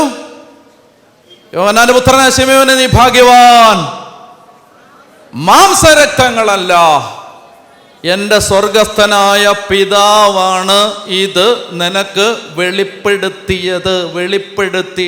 ദൈവിക രഹസ്യങ്ങൾ ബുദ്ധി എന്ന് പറയാൻ പറ്റില്ല, ബുദ്ധിക്ക് മനസ്സിലാവില്ല. അപ്പോൾ ബുദ്ധിക്ക് മനസ്സിലാവാത്തത് കൊണ്ട് ദൈവിക രഹസ്യങ്ങൾ ആത്മാവിൽ കിട്ടണം. ആത്മാവിൽ എങ്ങനെ കിട്ടുന്നത്? വെളിപ്പെടുത്തി കിട്ടണം. പിടികിട്ടുന്നുണ്ടോ? വെളിപ്പെടുത്തി കിട്ടണം. വെളിപ്പെടുത്തി കിട്ടിയാൽ എന്താ ഗുണം? അപ്പം നിങ്ങൾ പറയാണ്, തണ്ണിത്തോട്ടിൽ നിന്ന് വന്ന് എനിക്ക് ഇതൊക്കെ കേട്ടോണ്ട് എന്നാ ഗുണം? ഇത് വെളിപ്പെടുത്തി കിട്ടിയോണ്ട് അച്ഛാ എനിക്ക് എന്നാ ഗുണം? ഞാൻ കരുമാന്തോട്ടിൽ നിന്ന് വന്ന് എനിക്ക് എന്നാ ഗുണം? ഗുണം എന്താ ഞാൻ പറയട്ടെ. അതായത് ദൈവിക രഹസ്യങ്ങൾ വെളിപ്പെടുത്തി കിട്ടിയാൽ, ക്രിസ്തുവിനെ കുറിച്ചുള്ള അറിവ് കിട്ടിയാൽ, ഈശോയെ അറിയാൻ ഒരു കൃപ നിനക്ക് കിട്ടിയാൽ, ഗുണം ഇതാണ്. നീ കരുമാന്തോട്ടിൽ ഞായറാഴ്ച കുർബാനയ്ക്ക് പോയി നിൽക്കുമ്പോഴേ പരിശുദ്ധ കുർബാനയ്ക്ക് കണ്ണുനീരൊഴുക്കാതെ നിനക്ക് നിൽക്കാൻ പറ്റില്ല. ഒരൊറ്റ തവണ നിന്റെ വായിൽ നിന്ന് ഈ സാധനം വരുത്തില്ല. ഒരൊറ്റ ദിവസം നീ കുർബാനയ്ക്ക് താമസിച്ച് പോവില്ല. ഒരൊറ്റ ദിവസം കരയാതെ നിനക്കൊരു കുർബാന ചൊല്ലാൻ പറ്റില്ല, ചൊല്ലാതിരിക്കാൻ പറ്റില്ല. കരയാതെ നിങ്ങൾക്ക് മനസ്സിലാകുന്നുണ്ടോ? അടിമുടി വിശ്വാസ ജീവിതം മാറും. അടിമുടി മാറും. മനസ്സിലായോ? എന്തെന്നറിയാമോ ഈ സ്പിരിച്വാലിറ്റി ഡ്രൈ ആയിപ്പോയത്, ഈ ആത്മീയത വരണ്ടു പോയത് എന്താ? കുർബാന സമയം നീണ്ടുപോകുന്ന ഓർത്ത് നമ്മൾ ഈ പരിതാപപ്പെട്ട എന്താ ബൈബിൾ വായിക്കുമ്പോൾ ഒരു ഫീലിങ്ങും ഇല്ല. കൂട്ടുവാ വിടുകയാണ്, ഒന്നും മനസ്സിലാവുന്നില്ല, ഒരു വകയും പിടി കിട്ടുന്നില്ല. എന്താ കാര്യം എന്നറിയാമോ? ഇത്രയേ ഉള്ളൂ, വെളിപാടിന്റെ ഒരു ആത്മാവ് തുറക്കപ്പെട്ടിട്ടില്ല. മുട്ട നിന്ന് കൈ വിരിച്ച് കർത്താവേ എനിക്ക് വെളിപാടിന്റെ ഒരു ആത്മാവിനെത്താ. ഇതൊന്ന് തുറന്നു തന്നുണ്ടല്ലോ. കുമ്പസാരക്കൂട്ടി ചെല്ലുമ്പോൾ നിനക്ക് കണ്ണുനീരോടുകൂടി അല്ലാതെ മനസ്സിലായി. ഇന്നിപ്പോൾ വരുന്ന വഴിക്ക് ആ ചെറുപ്പക്കാരൻ എടുത്ത് പറഞ്ഞു, അച്ഛാ ഇന്ന് ഞാൻ പിശാചിൻ്റെ മുഖത്ത് കരിയോയിൽ ഒഴിച്ചെന്നു. അതെങ്ങനെയാണ്? ഞാൻ ഇന്ന് നല്ല കുമ്പസാരം നടത്തിയെന്ന് പറഞ്ഞു. അവൻ്റെ ഭാഷയെ പറഞ്ഞാണ് നല്ല എന്ന് പറഞ്ഞാണ്ടോ. കുമ്പസാരം ആനന്ദമാണ്. കുമ്പസാരം പരിശുദ്ധ കുർബാന ലഹരിയാണ്. ദൈവിക കാര്യങ്ങളെക്കുറിച്ച് ദാഹമാണ്. ബൈബിൾ താഴെ വെക്കാൻ തോന്നാത്ത അഭിനിവേശമാണ്. അത് നിങ്ങൾ ഈ ശീലങ്ങൾ കൊണ്ട് രൂപപ്പെടുത്തിയെടുത്ത ഒരു സ്വഭാവമല്ല, ശീലമല്ലത്. ആവർത്തിച്ച് ചെയ്ത് രൂപപ്പെടുത്തിയെടുത്ത ശീലമല്ല. പത്രം വായിക്കാതിരിക്കുമ്പോൾ ഉണ്ടാകുന്ന ഒരു അസ്വസ്ഥത പോലല്ല ബൈബിൾ വായിക്കാതിരിക്കുമ്പോൾ, അതല്ലത്. മറിച്ച് ഇത് ഈ വെളിപാട് തുറന്നു കിട്ടി ഏത് വചനം വായിച്ചാലും നിങ്ങൾ കണക്റ്റഡ് ആവും. ഏത് വചനം വായിച്ചാലും നിങ്ങൾക്ക് പരിശുദ്ധാത്മമായിട്ട് കണക്റ്റഡ് ആവാൻ 25 മിനിറ്റ് പാട്ടും പ്രാർത്ഥനയും ചെയ്ത് വർഷിപ്പ് ചെയ്ത് ഒരു സംഭവം ഉണ്ടാക്കിയെടുക്കേണ്ട കാര്യമൊന്നുമില്ല. 24 hours കണക്റ്റഡ് ആണ് ആളുകൾ. 24 മണിക്കൂറും കർത്താവായിട്ട് കണക്റ്റാണ്. എപ്പോഴും ആത്മാവ് സംസാരിക്കുകയും പ്രേരണ തരികയും ചെയ്തുകൊണ്ടിരിക്കുകയാണ്. അല്ലാതെ മലയിൽ പോയി മുട്ടുകുത്തി പഴയ നിയമത്തിലത് പാട്ട് പാടുമ്പോൾ കുറച്ചു നേരം പാട്ട് നല്ല മൂത്ത് കഴിയുമ്പോൾ ആത്മാവ് വന്നു. പഴയ നിയമം. പുതിയ നിയമം അതല്ല. പുതിയ നിയമം എന്താ? പുതിയ നിയമം എന്ന് പറഞ്ഞാൽ എപ്പോഴും കണക്റ്റഡ് ആണ്. 24 hours കണക്റ്റഡ് ആണ്. 24 മണിക്കൂറും ദൈവമായിട്ട് ബന്ധത്തിലാണ്. മനസ്സിലായോ? കഴിക്കാൻ വല്ലതും വേണോ? എന്നാ പറ, മനസ്സിലായോ? അപ്പം അതുകൊണ്ട് ഞാൻ പറയുന്നത്, എൻ്റെ പൊന്നു സഹോദരങ്ങളെ, അപ്പസ്തലൻ പ്രാർത്ഥിക്കുകയാണ് നമുക്ക് വേണ്ടി പ്രാർത്ഥിക്കണം. എന്താ പ്രാർത്ഥിച്ചത്? ജ്ഞാനത്തിൻ്റെയും വെളിപാടിൻ്റെയും ആത്മാവിനെ നിങ്ങൾക്ക് പ്രദാനം ചെയ്തുകൊണ്ട് തന്നെക്കുറിച്ചുള്ള പൂർണ്ണമായ അറിവിലേക്ക് നിങ്ങളെ നയിക്കട്ടെ. എന്നെഴുതിൻ്റെക്കാവോ? ഇന്നലത്തെക്കാളും ചൂടുണ്ടോ? ഒത്തിരിയും പേര് വീശുന്നു ഉണ്ടോ? പ്രാർത്ഥിക്കാം. നമുക്ക് പ്രാർത്ഥിക്കാം. കർത്താവേ, എന്താ നമുക്ക് വേണ്ടത്? ജ്ഞാനത്തിൻ്റെയും വെളിപാടിൻ്റെയും ആത്മാവിനെ പ്രദാനം ചെയ്തുകൊണ്ട് നിന്നെക്കുറിച്ചുള്ള പൂർണ്ണമായ അറിവിലേക്ക് ഞങ്ങളെ നയിക്കണമേ. കർത്താവേ, ജ്ഞാനത്തിൻ്റെയും വെളിപാടിൻ്റെയും ആത്മാവിനെ പ്രദാനം ചെയ്തുകൊണ്ട് യേശുവിനെക്കുറിച്ചുള്ള പൂർണ്ണമായ അറിവിലേക്ക് ഞങ്ങളെ നയിക്കണമേ. അതായത് അസാധാരണമായ ഒരു ആത്മീയ ദാഹം രൂപപ്പെടാൻ നമ്മൾ പ്രാർത്ഥിക്കണം. പത്തനംതിട്ട ജില്ല മുഴുവൻ, പത്തനംതിട്ട രൂപത മുഴുവൻ, ഈ ദേശം മുഴുവൻ അസാധാരണമായ ഒരു ദൈവദാഹം ഉണ്ടാവാൻ നമ്മൾ പ്രാർത്ഥിക്കണം. ലക്ഷക്കണക്കിന് ഭക്തർ വന്നു പോകുന്ന മറ്റൊരു വിശ്വാസത്തിൽ വന്നു പോകുന്ന ഒരു ജില്ലയാണിത്. ആണോ? അതെ. അപ്പോൾ ക്രിസ്ത്യാനികൾ പ്രാർത്ഥിക്കണം. എന്താണ്? വലിയൊരു ആത്മീയ ഉണർവ് ഉണ്ടാവണം. വലിയൊരു ആത്മീയ ഉണർവ് എന്ന് പറഞ്ഞാൽ യേശുവിനെക്കുറിച്ച്. അപ്പോൾ എന്താ? കാറ്റഗിസം ക്ലാസ്സിൽ കുഞ്ഞുങ്ങൾ വലിയ ആഗ്രഹത്തോടെ വരുന്നു, ടീച്ചറിനോട് ചോദിക്കുന്നു ആ കാര്യം എന്നാ ടീച്ചറെ, ആ കാര്യം എന്നാ അച്ഛാ, എന്നാ ബ്രദറെ, എന്നാ സിസ്റ്ററെ, അത് ചോദിക്കുന്നു. ആത്മീയ ദാഹമുള്ള കുഞ്ഞുങ്ങൾ. ചെറുപ്പക്കാരോ, MCA-കാർക്ക് മുഴുവൻ ആത്മീയ ദാഹം. അവർക്ക് അറിയാൻ ആഗ്രഹിക്കുന്ന കാര്യങ്ങൾ, ആത്മീയ കാര്യങ്ങൾ, അതിനൊരു തുണവ് കിട്ടുന്നു. ഉടമനാഥന്മാർക്ക് അതറിയാനാണ്. മനസ്സിലായി? ആവശ്യമില്ലാത്ത ചപ്പും ചവറും എല്ലാം നമ്മുടെ ജീവിതത്തിൽ നിന്ന് ഇല്ലാതാവും. ആവശ്യമില്ലാത്ത വർത്തമാനങ്ങളെല്ലാം ഒഴിവാകും. ജീവിതത്തിൽ പ്രധാനപ്പെട്ട കാര്യങ്ങൾക്ക് വേണ്ടി ജീവിക്കാൻ പ്രേരണ കിട്ടും. യേശുവിനെ അറിഞ്ഞു കഴിഞ്ഞാൽ അതൊരു ലഹരിയായിട്ട് മാറും. ഞാൻ ഓർക്കുന്നുണ്ട്, നിങ്ങൾ 1 മിനിറ്റ് നിൽക്കണം കേട്ടോ. 1 മിനിറ്റ് നിൽക്കണം. അത് നിങ്ങൾക്ക് ആവശ്യമാണ്. നിങ്ങളുടെ ആരോഗ്യത്തിന് വേണ്ടിയാണ് ഞാൻ പറയുന്നത്. ഓക്കെ. അതായത് എന്തെന്നറിയാമോ, ഞാൻ ഓർക്കുന്നുണ്ട്, ഞാൻ 5, 6, 7 ക്ലാസ്സുകളിൽ പഠിക്കുന്ന ആ കാലത്താണ് ഈ നമ്മുടെ ഡിവൈനിൽ ആത്മീയ ഒരു നവീകരണത്തിൻ്റെ കാറ്റാഞ്ഞടിക്കുന്നത്. അന്ന് ഞങ്ങളുടെ നാട്ടിൽ നിന്നൊരു ചേട്ടൻ, അദ്ദേഹം കള്ളുഷാപ്പിലെ ജോലിക്കാരനായിരുന്നു. അദ്ദേഹം എന്ത് ചെയ്തു? അദ്ദേഹം പോയി ധ്യാനം കൂടി മാനസാന്തരപ്പെട്ട് ഞങ്ങളുടെ നാട്ടിൽ തിരിച്ചു വന്നു. അദ്ദേഹത്തിന് വലിയ പണ്ഡിതനൊന്നുമല്ല. പക്ഷേ നമ്മുടെ പഴയ കാലമാണ്, നാട്ടുമ്പുറമാണ്, പഴയ കാലമാണ്, ഇന്നത്തെ പോലല്ല. അന്നൊരാൾ ഇതുപോലെ ധ്യാനം കൂടി മാനസാന്തരപ്പെട്ടു കല്ലേലിയൊക്കെ പറയുന്ന പറഞ്ഞാൽ എല്ലാവരും കളിയാക്കുന്ന കാലമാണ്. പക്ഷേ ഈ മനുഷ്യൻ തിരിച്ചു വന്നിട്ട് അദ്ദേഹം ഇതെല്ലാം ഈ ആത്മീയ രഹസ്യങ്ങൾ മനസ്സിലാക്കാൻ ഹൃദയം തുറക്കപ്പെട്ട് കഴിഞ്ഞപ്പോൾ അദ്ദേഹം കള്ളിഷാപ്പിലെ ജോലി വേണ്ടാന്ന് വെച്ചിട്ട് നേരെ അദ്ദേഹം സുവിശേഷ വേലയ്ക്ക് ഇങ്ങനെ ബൈബിളൊക്കെ പറഞ്ഞ് ഇങ്ങനെ നടക്കുകയാണ് ഓരോ വീട്ടിലുമൊക്കെ. ആരും അദ്ദേഹത്തെ കേൾക്കുന്നില്ല. ഞാൻ ഓർക്കുന്നുണ്ട്, ഒരുപാട് പേര് അദ്ദേഹത്തെ പരിഹസിക്കുന്നതും കളിയാക്കുന്നതും കുറ്റം പറയുന്നതൊക്കെ ഞാൻ കണ്ടിട്ടുണ്ട്. അപ്പോൾ അദ്ദേഹം ഒരു ദിവസം എന്നോട് പറഞ്ഞു, മോനെ നീ ധ്യാനം കൂടാൻ വരുന്നു എന്ന് ചോദിച്ചു. അപ്പോൾ ഞാൻ പറഞ്ഞു ഞാൻ വരാം. അപ്പോൾ എന്നെ വീട്ടിൽ നിന്ന് ഞങ്ങൾ കുറേ പിള്ളേരെല്ലാം കൂടെ ഈ ഡിവൈനിൽ പോയി ധ്യാനമൊക്കെ കൂടി. അപ്പോൾ തിരിച്ചു വന്നു കഴിഞ്ഞപ്പോൾ അദ്ദേഹം ആ സഹോദരൻ എൻ്റെ അടുത്ത് പറഞ്ഞു, മോനെ നീയും വരാവോ, നമുക്ക് ഒരുമിച്ച് പ്രാർത്ഥിക്കാം. ഞാൻ ചെറിയ കുട്ടിയാണ്. പക്ഷെ എനിക്കൊരു കാര്യം മനസ്സിലായി തന്നറിയോ, അതായത് ഇന്നലെ വരെ നമ്മൾ കണ്ട ആളുകളല്ല ഇവരിപ്പോൾ. ഇവർ സംസാരിക്കുന്നതെല്ലാം ഈശോയെക്കുറിച്ച്. ഇവർക്ക് വേറെ ഒന്നും പറയാനില്ല. നമ്മുടെ നാട്ടിലെല്ലാം വേറെ ആളുകളെല്ലാം നമ്മുടെ വീട്ടിലും നാട്ടിലും എല്ലാം വേറെ കാര്യങ്ങൾ പറഞ്ഞുകൊണ്ടിരിക്കുമ്പോൾ ഇവർക്ക് ഒറ്റ കാര്യം പറയാനുള്ളൂ, ഈശോയെക്കുറിച്ച് മാത്രം. അങ്ങനെ ഒരു കാലം കൊതിക്കുന്നില്ലേ? അങ്ങനെ ഒരു കാലം നമുക്കുണ്ടാവണ്ടേ? അതായത് നമ്മുടെ ഇടവകകളിൽ ഈ ചപ്പും ചവറും വർത്താനം എല്ലാം ഇല്ലാതായിട്ട് കർത്താവിനെക്കുറിച്ച് രണ്ട് ചേച്ചിമാർ കണ്ടാൽ ഉടനെ നാട്ടുകാരുടെ കുറ്റം പറയാൻ ഒരുമിച്ച് കൂടുന്നതിന് പകരം കർത്താവിനെക്കുറിച്ച് പറയുന്ന അമ്മമാർ, ചേട്ടന്മാർ, ചെറുപ്പക്കാർ, ഇങ്ങനൊരു കാലം നിങ്ങൾ ആഗ്രഹിക്കുന്നില്ലേ? സഭയെന്നൊക്കെ പറഞ്ഞാൽ യഥാർത്ഥത്തിൽ എന്താ? അവർക്ക് സംസാരിക്കാൻ ഒരൊറ്റ വിഷയമുള്ളൂ, ഈശോ. ആത്മീയ കാര്യങ്ങൾ മാത്രമേ ഉള്ളൂ അവർക്ക്. ഭൗതിക കാര്യങ്ങളൊന്നും വലിയ വിലയില്ലാത്ത കാര്യങ്ങളാണ്. അപ്പോൾ ഈ ആത്മീയ ദാഹമുള്ളൊരു ജനത വളർന്നു വരാൻ നമ്മൾ ആഗ്രഹിക്കണം. നിങ്ങൾ കേട്ട് കാണും, അമേരിക്കയിലെ ഒരു യൂണിവേഴ്സിറ്റിയിൽ ചെറുപ്പക്കാർ ആഴ്ചകളായിട്ട് വിട്ടുപോകാതെ നിന്ന് ദൈവത്തെ ആരാധിച്ചുകൊണ്ടിരിക്കുന്നു. റിവൈവൽ ഒരു യൂണിവേഴ്സിറ്റിയിൽ ചെറുപ്പക്കാർ. അത് പത്തനംതിട്ടയിൽ സംഭവിക്കണ്ടേ? തിരുവനന്തപുരത്ത് സംഭവിക്കണ്ടേ? തിരുവല്ലയിൽ സംഭവിക്കണ്ടേ? ഒരു കാര്യം നിങ്ങൾ മനസ്സിലാക്കിക്കൊള്ളുക, അതായത് കർത്താവ് വളരെ പ്രതീക്ഷയോടെ ഉറ്റുനോക്കുന്ന ഒരു സഭയാണ് നമ്മുടെ സഭ. അത് പറയാൻ നാണിക്കേണ്ട കാര്യമൊന്നുമില്ല. കർത്താവ് വളരെ പ്രതീക്ഷയോടെ ഉറ്റുനോക്കുന്ന ഒരു സഭയാണിത്, പ്രതീക്ഷയോടെ.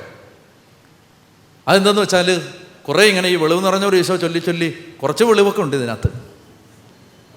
അതുകൊണ്ട് ഞാൻ പറയുന്നത് വലിയ ഒരു ആത്മീയ ഉണർവുണ്ടാവാൻ പ്രാർത്ഥിക്കണം. ബാക്കി കാര്യങ്ങളൊക്കെ നമുക്ക് സൈഡിൽ വെക്കാം ഇപ്പോൾ തൽക്കാലത്തേക്ക്.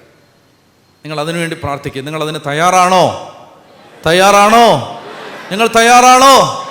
കണ്ണടയ്ക്കാൻ പ്രിയ സഹോദരങ്ങളെ, കണ്ണടയ്ക്കാൻ. അപ്പസ്തോലൻ ജയിലിൽ കിടന്ന് പ്രാർത്ഥിച്ചു, ജ്ഞാനത്തിൻ്റെയും വെളിപാടിൻ്റെയും ആത്മാവിനെ പ്രദാനം ചെയ്യണമേ. ഒരു 10 പേര് നിങ്ങളുടെ സ്വരം കേൾക്കട്ടെ. അതിനെ തുറന്ന് സ്തുതിക്കാം. ഹല്ലേലൂയ, ഹല്ലേലൂയ, ഹല്ലേലൂയ. ഈശോയെ സ്തുതിക്കുന്നു. ഈശോയെ നന്ദി പറയുന്നു, ആരാധിക്കുന്നു, സ്തുതിക്കുന്നു. ഹല്ലേലൂയ, ഹല്ലേലൂയ, ഹല്ലേലൂയ, ഹല്ലേലൂയ, ഹല്ലേലൂയ, ഹല്ലേലൂയ, ഹല്ലേലൂയ, ഹല്ലേലൂയ, ഹല്ലേലൂയ, ഹല്ലേലൂയ, ഹല്ലേലൂയ, ഹല്ലേലൂയ, ഹല്ലേലൂയ, ഹല്ലേലൂയ, ഹല്ലേലൂയ, ഹല്ലേലൂയ. ഉച്ചത്തിൽ വിളിക്കുന്ന ഈശോയെ. ശക്തമായിട്ട് കരങ്ങൾ അടിച്ച് ഈശോയെ ആരാധിക്കാം. ഹല്ലേലൂയ, ഹല്ലേലൂയ. ഇരിക്കാവോ? യേശുവേ നന്ദി. ഹല്ലേലൂയ. അപ്പോൾ ഈശോയെ നമുക്കെടുക്കാം. എഫേസോസ് ലേഖനത്തിൻ്റെ 1-ാം അധ്യായത്തിൻ്റെ 17-ാമത്തെ വാക്യമാണ് വായിച്ചത്. നമ്മുടെ കർത്താവായ യേശുക്രിസ്തുവിൻ്റെ ദൈവവും മഹത്വത്തിൻ്റെ പിതാവുമായവൻ ജ്ഞാനത്തിൻ്റെയും വെളിപാടിൻ്റെയും ആത്മാവിനെ നമുക്ക് പ്രദാനം ചെയ്തുകൊണ്ട് തന്നെക്കുറിച്ചുള്ള പൂർണ്ണമായ അറിവിലേക്ക് നിങ്ങളെ നയിക്കട്ടെ. ഇനി അങ്ങനെ പ്രാർത്ഥിച്ചതിന് എന്തുകൊണ്ടാണ് അങ്ങനെ പ്രാർത്ഥിച്ചത് എന്നതിൻ്റെ ഉത്തരമാണ് 18-ാമത്തെ വാക്യം. ഏത് തരത്തിലുള്ള പ്രത്യാശയിലേക്കാണ് അവിടുന്ന് നിങ്ങളെ വിളിച്ചിരിക്കുന്നതെന്ന് അറിയാനും. ഏത് തരത്തിലുള്ള പ്രത്യാശയിലേക്കാണ് അവിടുന്ന് നിങ്ങളെ വിളിച്ചിരിക്കുന്നതെന്ന് അറിയാനും വിശുദ്ധർക്ക് അവകാശമായി അവിടുന്ന് വാഗ്ദാനം ചെയ്തിരിക്കുന്ന മഹത്വത്തിൻ്റെ സമൃദ്ധി മനസ്സിലാക്കാനും നിങ്ങളുടെ ആന്തരിക നേത്രങ്ങളെ അവിടുന്ന് പ്രകാശിപ്പിക്കട്ടെ. ആന്തരിക നേത്രങ്ങളെ. മലങ്കര കുർബാനയിൽ പരിശുദ്ധ കുർബാന അർപ്പിക്കുന്ന പുരോഹിതൻ അതിൻ്റെ ഒരുക്ക ശുശ്രൂഷയിൽ ചൊല്ലുന്ന ഒരുക്ക പ്രാർത്ഥന ഇങ്ങനെയാണ്: സർവാധിപതിയും മനുഷ്യരുടെ അപരാധങ്ങളെ ക്ഷമിക്കുന്നവനും പാപികളുടെ മരണം ആഗ്രഹിക്കാത്തവനുമായ ദൈവമേ, എൻ്റെ ആത്മീയ കരങ്ങൾ നിൻ്റെ സന്നിധിയിലേക്ക് നീട്ടി എൻ്റെ എല്ലാ പ്രമാണ ലംഘനങ്ങൾക്കും ഞാൻ മാപ്പ് അപേക്ഷിക്കുന്നു. വൈരിയുടെ സകല വ്യാപാരത്തിൽ നിന്നും എൻ്റെ ബോധത്തെയും അവീത വീക്ഷണത്തിൽ നിന്നെൻ്റെ കണ്ണുകളെയും വ്യർത്ഥ ശ്രവണത്തിൽ നിന്നെൻ്റെ ചെവികളെയും നിന്ദ്യപ്രവൃത്തികളിൽ നിന്ന് എൻ്റെ കൈകളെയും നീ കാത്തുകൊള്ളണമേ. അങ്ങനെ കേട്ടോണേ, അങ്ങനെ ഞാൻ പൂർണ്ണമായി നിൻ്റേതാകാനും നിൻ്റെ ദൈവിക രഹസ്യങ്ങളുടെ നൽവരം നിന്നിൽ നിന്ന് പ്രാപിക്കാനും എൻ്റെ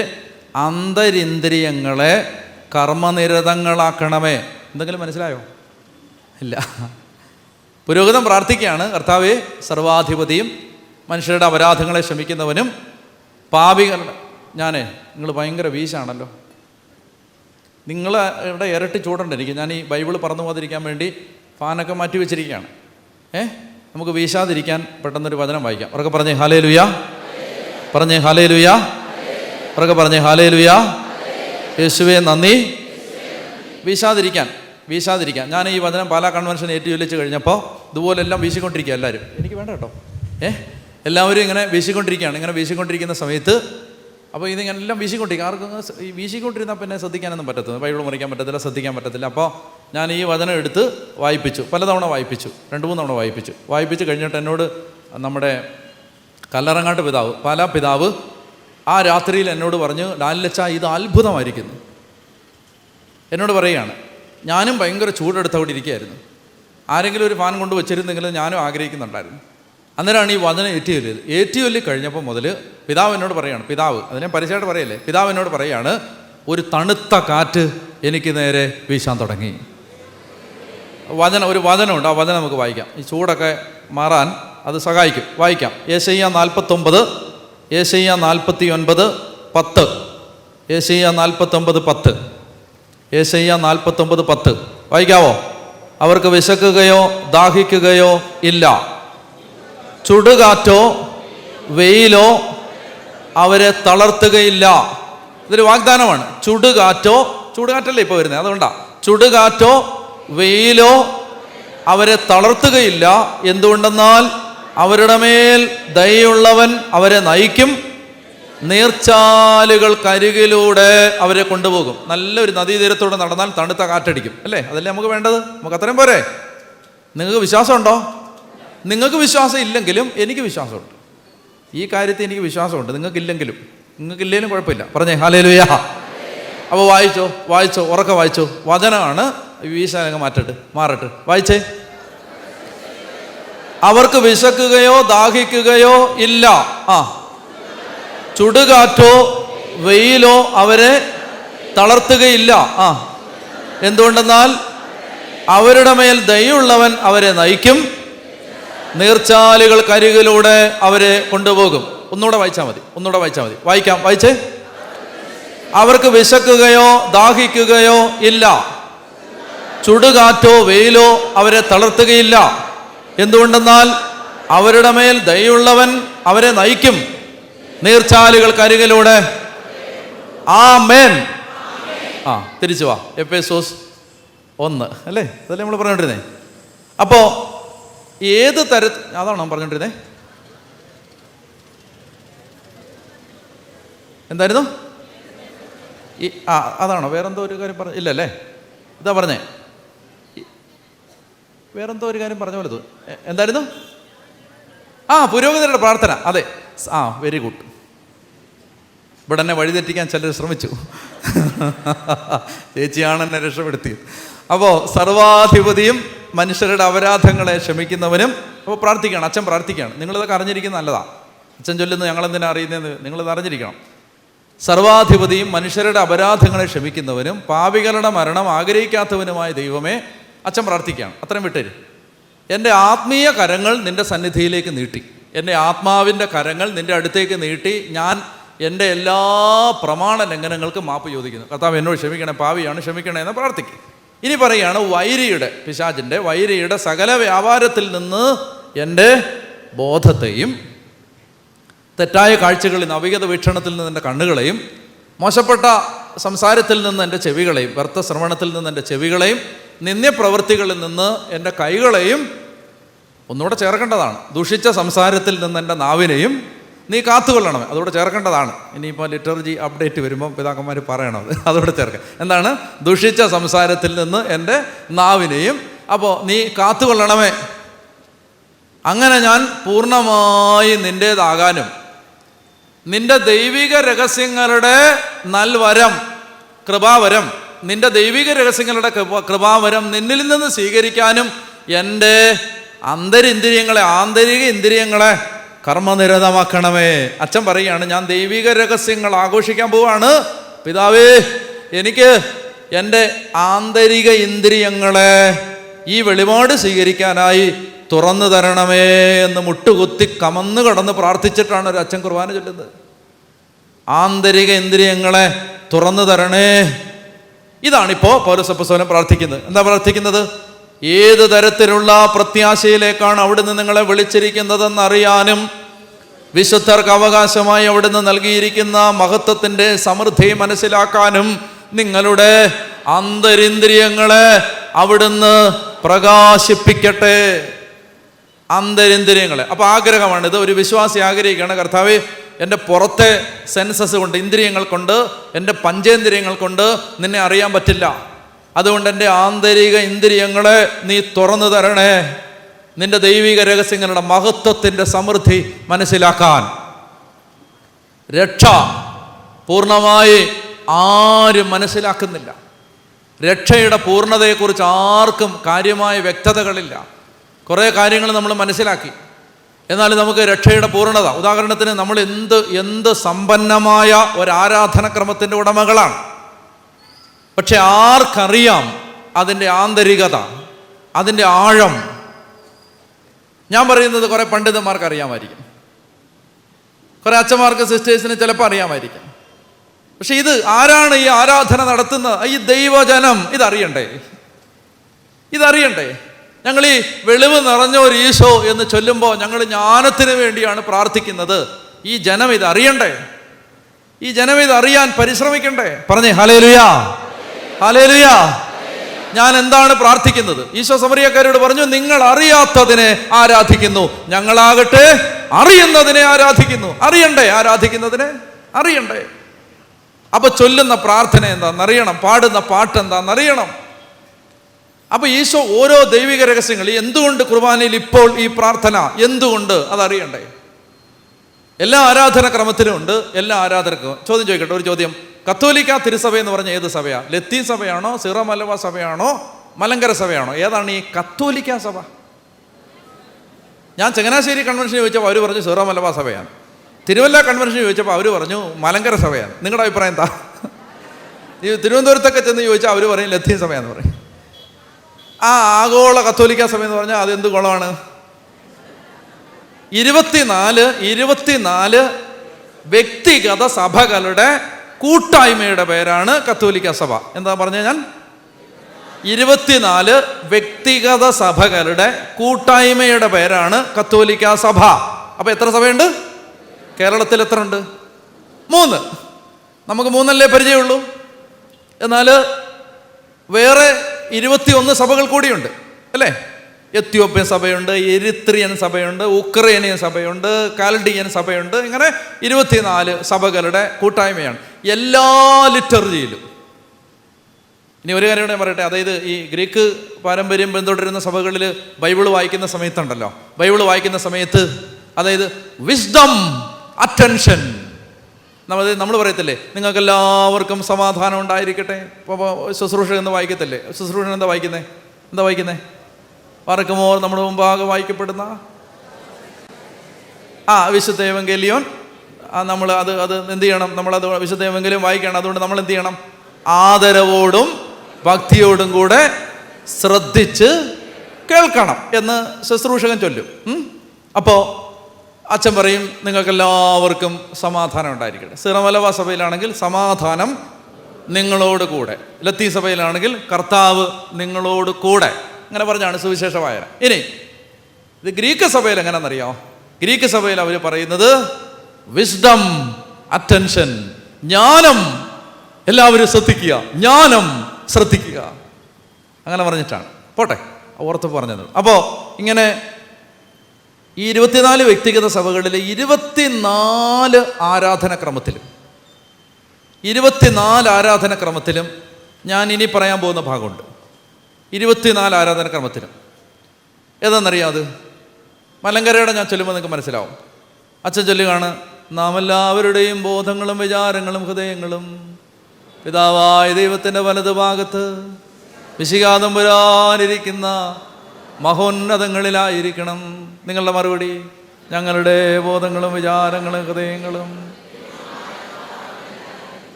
അപ്പോൾ അതിലേക്ക് ഞാൻ വരാം. സീറോ മലബാർ സഭയിലാണെങ്കിൽ ഉയരങ്ങളിലേക്കുയരട്ടെ ഹൃദയവിക. ഓക്കെ, മതി.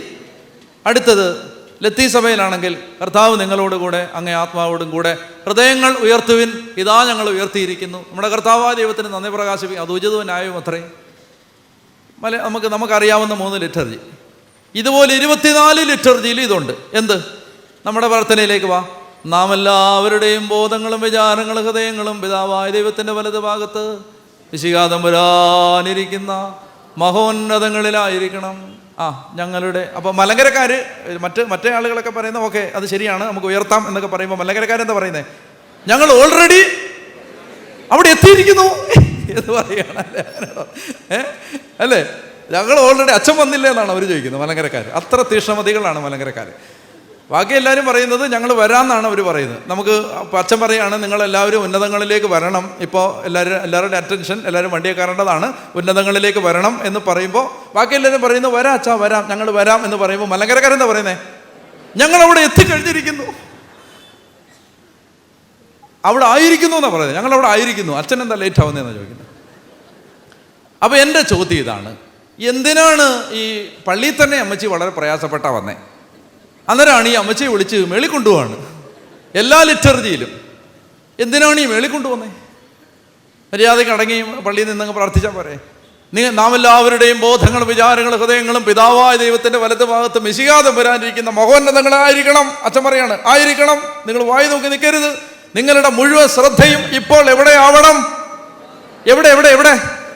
മഹോന്നതങ്ങളിൽ. എവിടെ? പിതാവിൻ്റെ വലത് ഭാഗത്ത് മിശിഹാതം വരാനിരിക്കുന്ന സ്ഥലത്ത് എല്ലാവരുടെയും ശ്രദ്ധ വരട്ടെ എന്ന്. അപ്പോൾ ഉടനെ ആളുകൾ പറയുന്നു ഞങ്ങൾ ഓക്കെ അച്ഛാ, ഞങ്ങൾ വന്നു കഴിഞ്ഞു. ഉടനെ അടുത്തെന്താണ്? അടുത്തെന്താ? ഭയഭക്തിയോടെ കർത്താവിന് സ്തോത്രം നൽകുന്നത്. അത് കഴിഞ്ഞിട്ട് അച്ഛൻ പറയാണ് തിരുസന്നിധിയിൽ നിന്നുകൊണ്ട് ഇടപെടാതെ നിന്നെ സ്തുതിക്കുന്ന അനേകായിരം മാലാഖമാരോടൊന്നിച്ച് കർത്താവെ ഞങ്ങൾ നിന്നെ മഹത്വപ്പെടുത്തുകയാണ്. ഉടനെ നമ്മൾ തൻ്റെ മഹത്വത്താൽ ആകാശവും ഭൂമിയും നിറഞ്ഞിരിക്കുന്ന ബലവാനായ ദൈവം തമ്പുരാൻ പരിശുദ്ധൻ പരിശുദ്ധൻ പരിശുദ്ധൻ ഉയരങ്ങളിൽ. അതായത് ഉടനെ അച്ഛൻ ആദ്യം പറഞ്ഞു നിങ്ങളെല്ലാവരും മേളി വരാൻ പറഞ്ഞു. അപ്പം നമ്മൾ പറഞ്ഞു മേളി വന്നു കഴിഞ്ഞു. ഉടനെ അച്ഛൻ പറയാണ് നമുക്ക് എല്ലാവർക്കും കർത്താവിനെ സ്തുതിക്കാം. ആരുടെ കൂടെ? മാലാഖമാരോടുകൂടെ. എന്താ മാലാഖമാരുടെ കാര്യം ഇവിടെ പറയാൻ കാര്യം? നമ്മളിപ്പോൾ എവിടെ നിൽക്കുന്നത്? മേളി നിൽക്കുകയാണ്. അവിടെ ആരാ ഉള്ളേ? മാലാഖമാർ. അവിടെ മാലാഖമാർ. അപ്പോൾ നമ്മൾ മേളി ചെന്നിട്ട് അമ്മച്ചി എന്ത് ചെയ്തു? പള്ളിയിൽ നിന്ന് നേരെ മേളി വന്ന് നോക്കും. അമ്മച്ചി നോക്കുമ്പോൾ മൊത്തം മാലാഖമാർ. അയ്യോ മാലാഖ ഒന്ന് കാണണമെന്ന് വിചാരിച്ചിരിക്കുക, വർത്താനം പറയണമെന്നുണ്ട് അമ്മച്ചിക്ക്. പക്ഷേ അത് പറയുന്നതിന് മുമ്പ് തന്നെ മാലാഖമാർ അതൊന്നും ശ്രദ്ധിക്കുന്നില്ല. മാലാഖമാർ എന്ത് ചെയ്തുകൊണ്ടിരിക്കുകയാണ്? പരിശുദ്ധൻ പരിശുദ്ധൻ പരിശുദ്ധൻ പരിശുദ്ധൻ. ഉടനെ അമ്മച്ചിക്ക് വേറെ ഓപ്ഷൻ ഇല്ല. അടുത്തിരുന്ന് വർത്താനം പറയുന്ന ചേച്ചിയുള്ളതുകൊണ്ടല്ലേ അമ്മച്ചിക്ക് വർത്താനം പറയാൻ പള്ളിക്കകത്തൊരു ഓപ്ഷനുള്ളേ. സ്വർഗത്തിലെ ഓപ്ഷൻ ഇല്ല. എന്താണ്? അവിടെ ഇരിക്കുന്ന ഒരു ചേച്ചിയും ഇതല്ലാതെ വേറൊന്നും മിണ്ടത്തില്ല. പരിശുദ്ധൻ പരിശുദ്ധൻ പരിശുദ്ധൻ. ഉടനെ അച്ഛൻ പറയാണ് നിങ്ങൾക്ക് വർത്താനം പറയാനൊന്നും ഇനി സ്പേസ് ഇല്ല.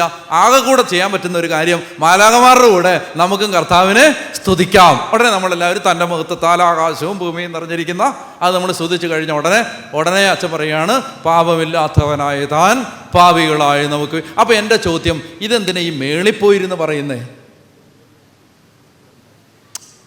അതെന്തിനാ ഈ മേളിപ്പോയിരുന്ന് ഈ മാലാഖമാരുടെ കൂടെ ഇരുന്ന് എന്തിനാ പറയുന്നത്? നമുക്ക് പള്ളി വെച്ച് പറഞ്ഞാൽ പോരെ? നിങ്ങളെ ശ്രദ്ധയെല്ലാം മേളി വരട്ടെ, പിതാവിൻ്റെ സന്നിധി വലതുഭാഗത്തിരിക്കുന്ന മിശിഹാതം എഴുന്നള്ളിയിരിക്കുന്ന മഹോന്നതങ്ങളിൽ വന്നിട്ട് നമുക്ക് അവിടെ വെച്ചാണ് പാപമില്ലാത്തവനായ താൻ. അപ്പം അവിടെ എന്താ കാര്യം എന്നറിയാം? അതായത് ഈ ആരാധന നടക്കുന്നത് സ്വർഗത്തിലാണ്. അതായത് നമ്മളിവിടെ നന്നുക്കാടും മൈലപ്രയിലും കുമ്പഴയിലും എല്ലാം ചൊല്ലിയ കുർബാനകൾ നടന്നത് മുഴുവൻ എവിടാ? സ്വർഗത്തിലാണ്.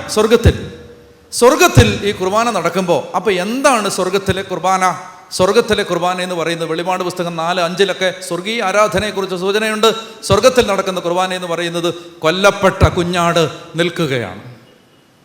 അതാണ് പിതാവിൻ്റെ വലത് ഭാഗത്ത് മിശിഹാതം വരാനിരിക്കുന്ന മഹോന്നത. കൊല്ലപ്പെട്ടതായി തോന്നുന്ന ഒരു കുഞ്ഞാട് അവിടെ നിൽക്കുന്നു. ആ കുഞ്ഞാട് കാൽവരിയിൽ താൻ പൂർത്തിയാക്കിയ തൻ്റെ രക്ഷയുടെ യോഗ്യതകളെടുത്ത് പിതാവിൻ്റെ സന്നിധിയിൽ സമർപ്പിച്ചുകൊണ്ട് നമുക്കെല്ലാവർക്കും വേണ്ടി മധ്യസ്ഥം വഹിച്ചുകൊണ്ടിരിക്കുന്ന ആ യേശുവിൻ്റെ മധ്യസ്ഥ പ്രാർത്ഥനയിലുള്ള പങ്കുചേരലാണ് നമ്മുടെ കുർബാന. നമ്മുടെ കുർബാന എന്ന് പറയുന്നത് യേശു കൊല്ലപ്പെട്ട കുഞ്ഞാട് സ്വർഗത്തിൽ നിന്നുകൊണ്ട് ആ കാൽവരിയിൽ അർപ്പിച്ച യാഗത്തിൻ്റെ യോഗ്യതകൾ എടുത്ത് മാനവകുലത്തിന് വേണ്ടി നടത്തുന്ന പുരോഹിത പ്രാർത്ഥനയിലുള്ള പങ്കുചേരലാണ് പരിശുദ്ധ കുർബാന. അപ്പോൾ കുർബാന ലീഡ് ചെയ്യുന്നത് ഈശോയാണ്. ആണോ? ഈശോ. അതാ പറഞ്ഞ് എല്ലാവരും വെളി വരാൻ പറഞ്ഞ്. ശരിക്കും കുർബാന തുടങ്ങാൻ പോകും. കുർബാനയുടെ പ്രധാന ഭാഗം തുടങ്ങാൻ പോവുകയാണ്. ഇതുവരെ നമ്മൾ പാവപരിഹാരത്തിന് വേണ്ടിയും സമാധാനമൊക്കെ കൊടുത്ത് എല്ലാവരും തമ്മിൽ രമ്യപ്പെട്ട് ഒരുങ്ങിയതേ ഉള്ളൂ. ശരിക്കുള്ള കുർബാന തുടങ്ങാൻ പോവാണ്. അത് അവിടെ മുതലാണ് തുടങ്ങുന്നത് ശരിക്കുള്ള കുർബാന. ഇനി ആൾ അവിടെ മുതൽ വരാമെന്ന് വിചാരിക്കരുത്. ആദ്യം ഇത് ഒരുങ്ങിയിട്ടേ ഇവിടെ കയറാൻ പറ്റും. ഇനി ശരിക്കുള്ളത് ഇപ്പോഴല്ലേ മനസ്സിലായി. നാളെ മുതൽ അവിടെ വരും. അപ്പോൾ അതുകൊണ്ട് ഈ ആരാധന സ്വർഗത്തിൽ നടക്കുന്ന സമയത്ത് പിതാവിൻ്റെ സന്നിധിയിലേക്ക്, പിതാവിൻ്റെ വലതുഭാഗത്തിരിക്കുന്ന പുത്രൻ നടത്തുന്ന ആരാധനയിലാണ്. നിങ്ങൾ കാര്യം മനസ്സിലാക്കുക. ഇത് മനസ്സിലാക്കിയ ഒരാൾ, ഞാൻ പുത്രൻ്റെ മധ്യസ്ഥ പ്രാർത്ഥനയിലാണ് പങ്കുചേരുന്നത്, എനിക്ക് വേണ്ടി എൻ്റെ ഈശോ മധ്യസ്ഥം പ്രാർത്ഥിക്കുകയാണ് ഈ കുർബാനയിൽ എനിക്ക് വേണ്ടി പ്രാർത്ഥിക്കുന്നത് എൻ്റെ ഈശോയാണ്. ആ ഈശോയുടെ പ്രാർത്ഥനയിലാണ് പങ്കുചേരുന്നത്. ആ അവബോധം കിട്ടിയവൻ്റെ കുർബാന അർപ്പണത്തിൻ്റെ ലെവല് വ്യത്യാസമുണ്ട്. ഉണ്ടോ? ഉണ്ട്, വ്യത്യാസമുണ്ട്. ഞാൻ ഓർക്കുന്നുണ്ട്, ഞാൻ ഖത്തറിൽ നമ്മുടെ മലങ്കര പള്ളിയിൽ കുർബാന അർപ്പിക്കുന്ന സമയത്ത് അവിടെ ഒരു സഹോദരൻ, തിരുവല്ലക്കാരനാണ്. അത് ഈ കുർബാനയ്ക്ക് നിന്നിട്ട് ശുശ്രൂഷകനായിട്ട് കുർബാനയ്ക്ക് കൂടാനായിട്ട് വന്ന് നിൽക്കും. ചേട്ടനാണ്, വലിയ ചേട്ടനാണ്. കുർബാന കുപ്പായൊക്കെ ഇട്ട് നിന്നാൽ തന്നെ ഉണ്ട്, നല്ല സൈസൊക്കെ ഉണ്ട്. അങ്ങ് നിൽക്കും. നിന്നിട്ട് ഈ പ്രാർത്ഥന ചൊല്ലി. അതെന്നറിയാം, ബാറക്കുമോരൻ്റെ വാത്സല്യമുള്ളവരെ, ജീവനുള്ള പരിശുദ്ധ റൂഹ സ്വർഗമാകുന്ന ഉയരങ്ങളിൽ നിന്ന് പ്രതാപത്തോടുകൂടി ഇറങ്ങി സമർപ്പിതമായിരിക്കുന്ന. അതിങ്ങനെ ഈ മനുഷ്യനുണ്ടല്ലോ, ഇത് ചൊല്ലി പകുതിയാവുമ്പോൾ ഇയാൾ കരയും. നിങ്ങൾ വിചാരിക്കും, ചിലപ്പോൾ ചില ആളുകളെങ്കിലും വിചാരിക്കും ഇത് ഇയാൾ ഷോ കാണിക്കുന്നതാണ്. പക്ഷെ നിങ്ങൾക്ക് അയാളെ അടുത്തറിയാമെങ്കിൽ നിങ്ങൾക്ക് മനസ്സിലാവും, അയാൾ ഷോ കാണിക്കുന്നില്ല, അയാൾക്കിത് താങ്ങാൻ പറ്റുന്നില്ല. ഈ ശുശ്രൂഷകൻ ഈ വായിക്കുന്ന എന്താണെന്ന് അറിയാം. അയാൾ വായിക്കുകയാണ്, എൻ്റെ വാത്സല്യമുള്ളവരെ, ജീവനുള്ള പരിശുദ്ധ റൂഹ. ഇതറിയാത്തവന് അതൊരു വാക്കാ, അറിയുന്നവന് അതൊരു തീയാ. വ്യത്യാസമുണ്ട്. അറിയാത്തവൻ അതൊരു ഡ്രൈ സ്റ്റേറ്റ്മെന്റ്. മനസ്സിലാകുന്നുണ്ടോ? ജ്ഞാനം പിടിയിട്ടുന്നുണ്ടോ? ഈ ജ്ഞാനം വെളിപ്പെട്ടവന് ഇതൊരു തീയാ. ഈ പറയുന്ന സാധനം അവൻ്റെ നാവിൽ നിന്ന് കത്തും. മനസ്സിലാവുന്നുണ്ടോ? അപ്പം ഞാൻ ഈ മനുഷ്യന് അദ്ദേഹം ഇങ്ങനെ വായിക്കുമ്പോൾ ഞാൻ പിന്നീട് കുർബാന അർപ്പിക്കുന്ന സമയത്തൊക്കെ 1.5 മാസം ഉണ്ടല്ലോ ഞാൻ അവിടെ അന്ന്. അപ്പോൾ കുർബാന അർപ്പിക്കുന്ന സമയത്തൊക്കെ ഞാൻ പറയും, ഇദ്ദേഹം വായിക്കാൻ പറയും, ഈ ചേട്ടൻ വായിക്കാൻ പറയും തരുന്നത് വെച്ചാലെയോ, അത് വായിക്കുന്ന സമയത്ത് നമ്മുടെ ഹൃദയം തകരും. ഇത് ഈ അറിയുന്നവൻ വായിക്കുമ്പോഴേ, അറിയാത്തവൻ വായിക്കുമ്പോൾ ആർക്കും ഒരു ഫീലിങ്ങും ഇല്ല. ഇത് അറിഞ്ഞവൻ വായിക്കുമ്പോൾ കേൾക്കുന്നവൻ്റെ ചങ്ക് വളരും. അപ്പം ഞാൻ ഒരു ദിവസം അപ്പോൾ എന്നോട് ഒരു ദിവസം പറഞ്ഞു, അച്ഛാ എൻ്റെ അന്ന് ഞാൻ ഓർക്കുന്നില്ല കൃത്യം 5ആണോ 6ആണോ 5ാമത്തെ കുഞ്ഞാണോ 6ാമത്തെ കുഞ്ഞാണോ എന്ന് ഞാൻ ഓർക്കുന്നില്ല, മറന്നുപോയി, കുറേ വർഷങ്ങളായി. അപ്പോൾ എന്നോട് പറഞ്ഞു, അച്ഛാ എനിക്ക് എൻ്റെ കുഞ്ഞുണ്ടായെന്ന് പറഞ്ഞു, ഫോൺ വിളിച്ച് പറഞ്ഞു. അപ്പം ഞാൻ പറഞ്ഞു, സ്വാഭാവികമായിട്ടൊരു മലയാളി ചോദിക്കുന്ന അടുത്ത ചോദ്യം ഏതാ? ആണാണോ പെണ്ണാണോ? അല്ലാതെ കന്നാലിയാണോ പോത്താണോ? അല്ലല്ലോ, ആണാണോ പെണ്ണാണോ എന്നല്ലേ. അപ്പം ഞാൻ ചോദിച്ചു, ഞാനൊരു സാധാരണ മല്ലു ആയതുകൊണ്ട് ചോദിച്ചു, ആണാണോ പെണ്ണാണോ? അപ്പോൾ പുള്ളി എന്നോട് പറഞ്ഞു, അറിഞ്ഞുകൂടാന്ന് പറഞ്ഞു. അപ്പം ഞാൻ വിചാരിച്ചു, ഇതെന്നെ അറിയാൻ ഇത്ര ഡിഫിക്കൽട്ട്, ഇതറിയാൻ വല്ല പാടുമുണ്ടോ? നോക്കിയാൽ പോരെ ആണാണോ പെണ്ണാണോ. അപ്പം ഞാൻ പറഞ്ഞു, അതെന്നെ അങ്ങനെ പറയുന്നത് അറിയത്തില്ലെന്ന് കളിയാക്കാണോ? ഉടനെ അദ്ദേഹം പറഞ്ഞു, അച്ഛാ ഞാൻ പോയില്ല അച്ഛാ ആശുപത്രിയിൽ. അപ്പോൾ അവർ പറഞ്ഞില്ല. കാരണം എന്താ? എനിക്ക് ഓരോ കുഞ്ഞുണ്ടാകുമ്പോഴും ഞാൻ എൻ്റെ കുഞ്ഞിനെ കാണാൻ പോകുന്നത്, ആശുപത്രി പോകുന്നത്, രാവിലെ വന്ന് കുർബാന അർപ്പിച്ച് നന്ദി പറഞ്ഞിട്ടേ പോവൂ. അവരും അങ്ങനെ എന്നോട് പറയില്ല, കുഞ്ഞുണ്ടായെന്നേ പറയൂ. ഇതാണാണോ പെണ്ണാണോ എന്ന് അറിയുന്നതിന് മുമ്പ് ഞാൻ യേശുവിന് നന്ദി പറഞ്ഞിട്ടേ പോവും. പിറ്റേ ദിവസം രാവിലെ കുർബാനയ്ക്ക് വന്ന് ഇതുപോലെ കുർബാനയ്ക്ക് നിന്ന്, അന്ന് മുഴുവൻ കരച്ചിലായിരുന്നു. പിന്നെ അത് കഴിഞ്ഞിട്ട് ഞാൻ നോക്കുമ്പോൾ പള്ളിയുടെ ഒത്ത നടുക്ക് സാഷ്ടാംഗം പ്രണമിച്ച് കിടന്ന് കരഞ്ഞ് നന്ദി പറയും. ഒരു കൊച്ചുണ്ടായതിന് നന്ദി പറയാം, 5ാമത്തെ 6ാമത്തെ കുഞ്ഞ്. ഞാൻ പറയുന്നത് ഈ ആളുകളുടെ നിലവാരത്തിന് വ്യത്യാസമുണ്ട്. അറിയുന്നവൻ്റെ അറിയാത്തവൻ്റെയും നിലവാരത്തിന് വ്യത്യാസമുണ്ട്. ബാക്കിയുള്ളവൻ ഇതെല്ലാം സാധാരണ സംഭവങ്ങളാണ്. പള്ളിയിൽ വരുന്നു, കുറേ പ്രാർത്ഥന ചൊല്ലുന്നു, കുറേ പാടുന്നു, കുർബാന സ്വീകരിക്കുന്നു, പോകുന്നു. അറിഞ്ഞവൻ്റെ ആരാധനയും അറിയാത്തവൻ്റെ ആരാധനയും അജഗജാന്തരമുണ്ട്. ആനയും ആടും ഭൂമിയും ആകാശവും തമ്മിലുള്ള വ്യത്യാസമുണ്ട്. അപ്പോൾ ഇത് വായിക്കുമുണ്ടല്ലോ, വാർക്കുമോറിൻ്റെ വാത്സല്യമുള്ളവരെ, ജീവനുള്ള പരിശുദ്ധ റൂഹ സ്വർഗമാകുന്ന ഉയരങ്ങളിൽ നിന്ന് പ്രതാപത്തോടെ ഇറങ്ങി. അയ്യോ, പ്രതാപത്തോടെ ഇറങ്ങി. ഈ മനുഷ്യൻ അത് കഴിഞ്ഞിട്ട് വെങ്ങും. എന്നിട്ട് ഒരു തരത്തിൽ ഇത് വായിച്ച് തീർക്കും. പരിശുദ്ധാത്മാവ് ഇറങ്ങി വരികയാണ്, പരിശുദ്ധാത്മാവ്.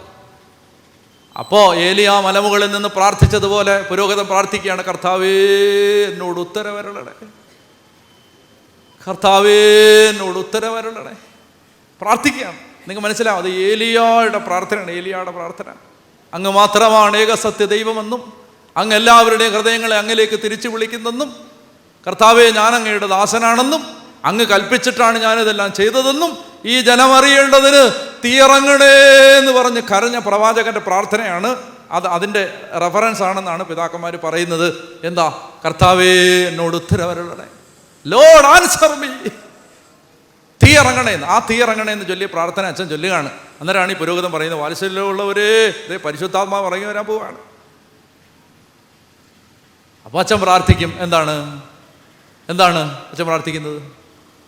അച്ഛൻ എന്താ പ്രാർത്ഥിക്കുന്നത്? അപ്പം പരിശുദ്ധാത്മാവ് ഇറങ്ങി ആവസിച്ച് ഈ അപ്പത്തെ ഞങ്ങളുടെ ദൈവമായ മിശിഹാ തമ്പുരാന്റെ ശരീരമാക്കി മാറ്റട്ടെ.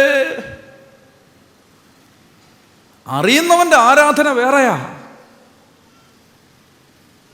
എനിക്ക് പരിചയമുള്ള എൻ്റെ സുഹൃത്തായ അച്ഛൻ പരിശുദ്ധ കുർബാനയുടെ ഒരു ക്ലാസ് കഴിഞ്ഞിട്ട് പിറ്റേ ദിവസം ബലിയർപ്പിക്കാൻ വേണ്ടി ഇടവപ്പള്ളി പോയി നിന്നിട്ട് ഇടവപ്പള്ളിയിൽ പരിശുദ്ധ കുർബാന അർപ്പിക്കുന്ന സമയത്ത് എൻ്റെ അമ്മ എന്നെ വിളിച്ചിട്ട് പറഞ്ഞു, അച്ഛൻ ഇന്ന് പള്ളി ഭയങ്കര കരച്ചിലായിരുന്നു എന്ന് പറഞ്ഞു. അച്ഛൻ ഇന്ന് പള്ളി ഭയങ്കര കരച്ചിലായിരുന്നു. അപ്പോൾ അച്ഛനോട് ഞാൻ ചോദിച്ചു, എനിക്ക് പരിചയമുള്ള അടുപ്പുള്ള അച്ഛനെ ഞാൻ ചോദിച്ചു, എന്നാ പള്ളിയിൽ ഇന്ന് ഞായറാഴ്ച എന്നാ പറ്റിയെന്ന് ചോദിച്ചു. അപ്പോൾ എൻ്റെ അടുത്ത് പറഞ്ഞു, ഡാനിയിലെ ഒരു കാര്യം നിനക്കറിയാവോ, ഞാൻ ഇന്ന് കുർബാന അർപ്പിച്ചുകൊണ്ടിരുന്നപ്പോൾ, ഞാൻ ഈ കുർബാന അർപ്പിക്കുന്ന സമയത്ത് തൻ്റെ കരുണയാൽ ലോകത്തെ മെനഞ്ഞുണ്ടാക്കിയ പരിശുദ്ധനായ ഏകപിതാവ് നമ്മോട് കൂടെ എന്ന് പറഞ്ഞപ്പോൾ എൻ്റെ ജീവിതത്തിൽ ആദ്യമായിട്ട് അതിൻ്റെ ഗ്രാവിറ്റി എന്താന്ന് എനിക്ക് മനസ്സിലായി. എനിക്ക് പിടിച്ചിരിക്കാൻ പറ്റിയില്ല, ഞാൻ പൊട്ടിക്കരഞ്ഞു പോയി. തൻ്റെ കരുണയാൽ ലോകത്തെ മെനഞ്ഞുണ്ടാക്കിയ പരിശുദ്ധനായ ഏകപിതാവ് ഇതാ നമ്മോടുകൂടെ എന്ന് പറഞ്ഞപ്പോ അച്ഛൻ പറയാണ്, എൻ്റെ ജീവിതത്തിൽ ആദ്യമായിട്ടാ പറയുന്നത് എന്താന്ന് എനിക്ക് മനസ്സിലായെന്ന്. അപ്പൊ ഞാൻ പൊട്ടിപ്പോയെന്ന്. മിനിറ്റുകളോളം ബലിപീഠത്തിൽ പിടിച്ച് അദ്ദേഹം പൊട്ടി പൊട്ടി പൊട്ടി പൊട്ടിക്കരഞ്ഞു. ബാക്കി ചൊല്ലാൻ പറ്റണ്ടേ? നിങ്ങൾക്ക് മനസ്സിലാവുന്നുണ്ടോ? ജ്ഞാനത്തിൻ്റെയും വെളിപാടിൻ്റെയും ആത്മാവിനെ പ്രദാനം ചെയ്തുകൊണ്ട് തന്നെക്കുറിച്ചുള്ള പൂർണ്ണമായ അറിവിലേക്ക് നിങ്ങളെ നയിക്കട്ടെ. അതുകൊണ്ട് അന്തരിന്ദ്രിയങ്ങളെ പ്രകാശിപ്പിക്കട്ടെ. 2 വാക്യങ്ങൾ മറക്കരുത്, അതൊന്ന് വായിച്ചിട്ട് വരണം. എഫേസോസ് 1, 17, 18, 19, 20 വായിച്ചിട്ട് വരണം. അപ്പോഴാണ് നമ്മൾ എന്ത് പറഞ്ഞിട്ടാണ് വന്നതെന്നറിയാം ഇങ്ങോട്ട്? നിങ്ങൾ മറന്നു പോയിട്ടുണ്ടാവും. റിസറക്ഷൻ പവർ, ഉത്ഥാന ശക്തി. അവിടുന്ന് ഇങ്ങോട്ട് വന്നേ. ഫിലിപ്പിയിലെ ഉത്ഥാന ശക്തിയിൽ നിന്നാണ് എഫേസോസിലേക്ക് വന്നത്. ഉത്ഥാനത്തിൻ്റെ ശക്തി എന്താണെന്ന് അറിയണമെങ്കിൽ വെളിപാടിൻ്റെ ആത്മാവ് തുറക്കപ്പെടണം.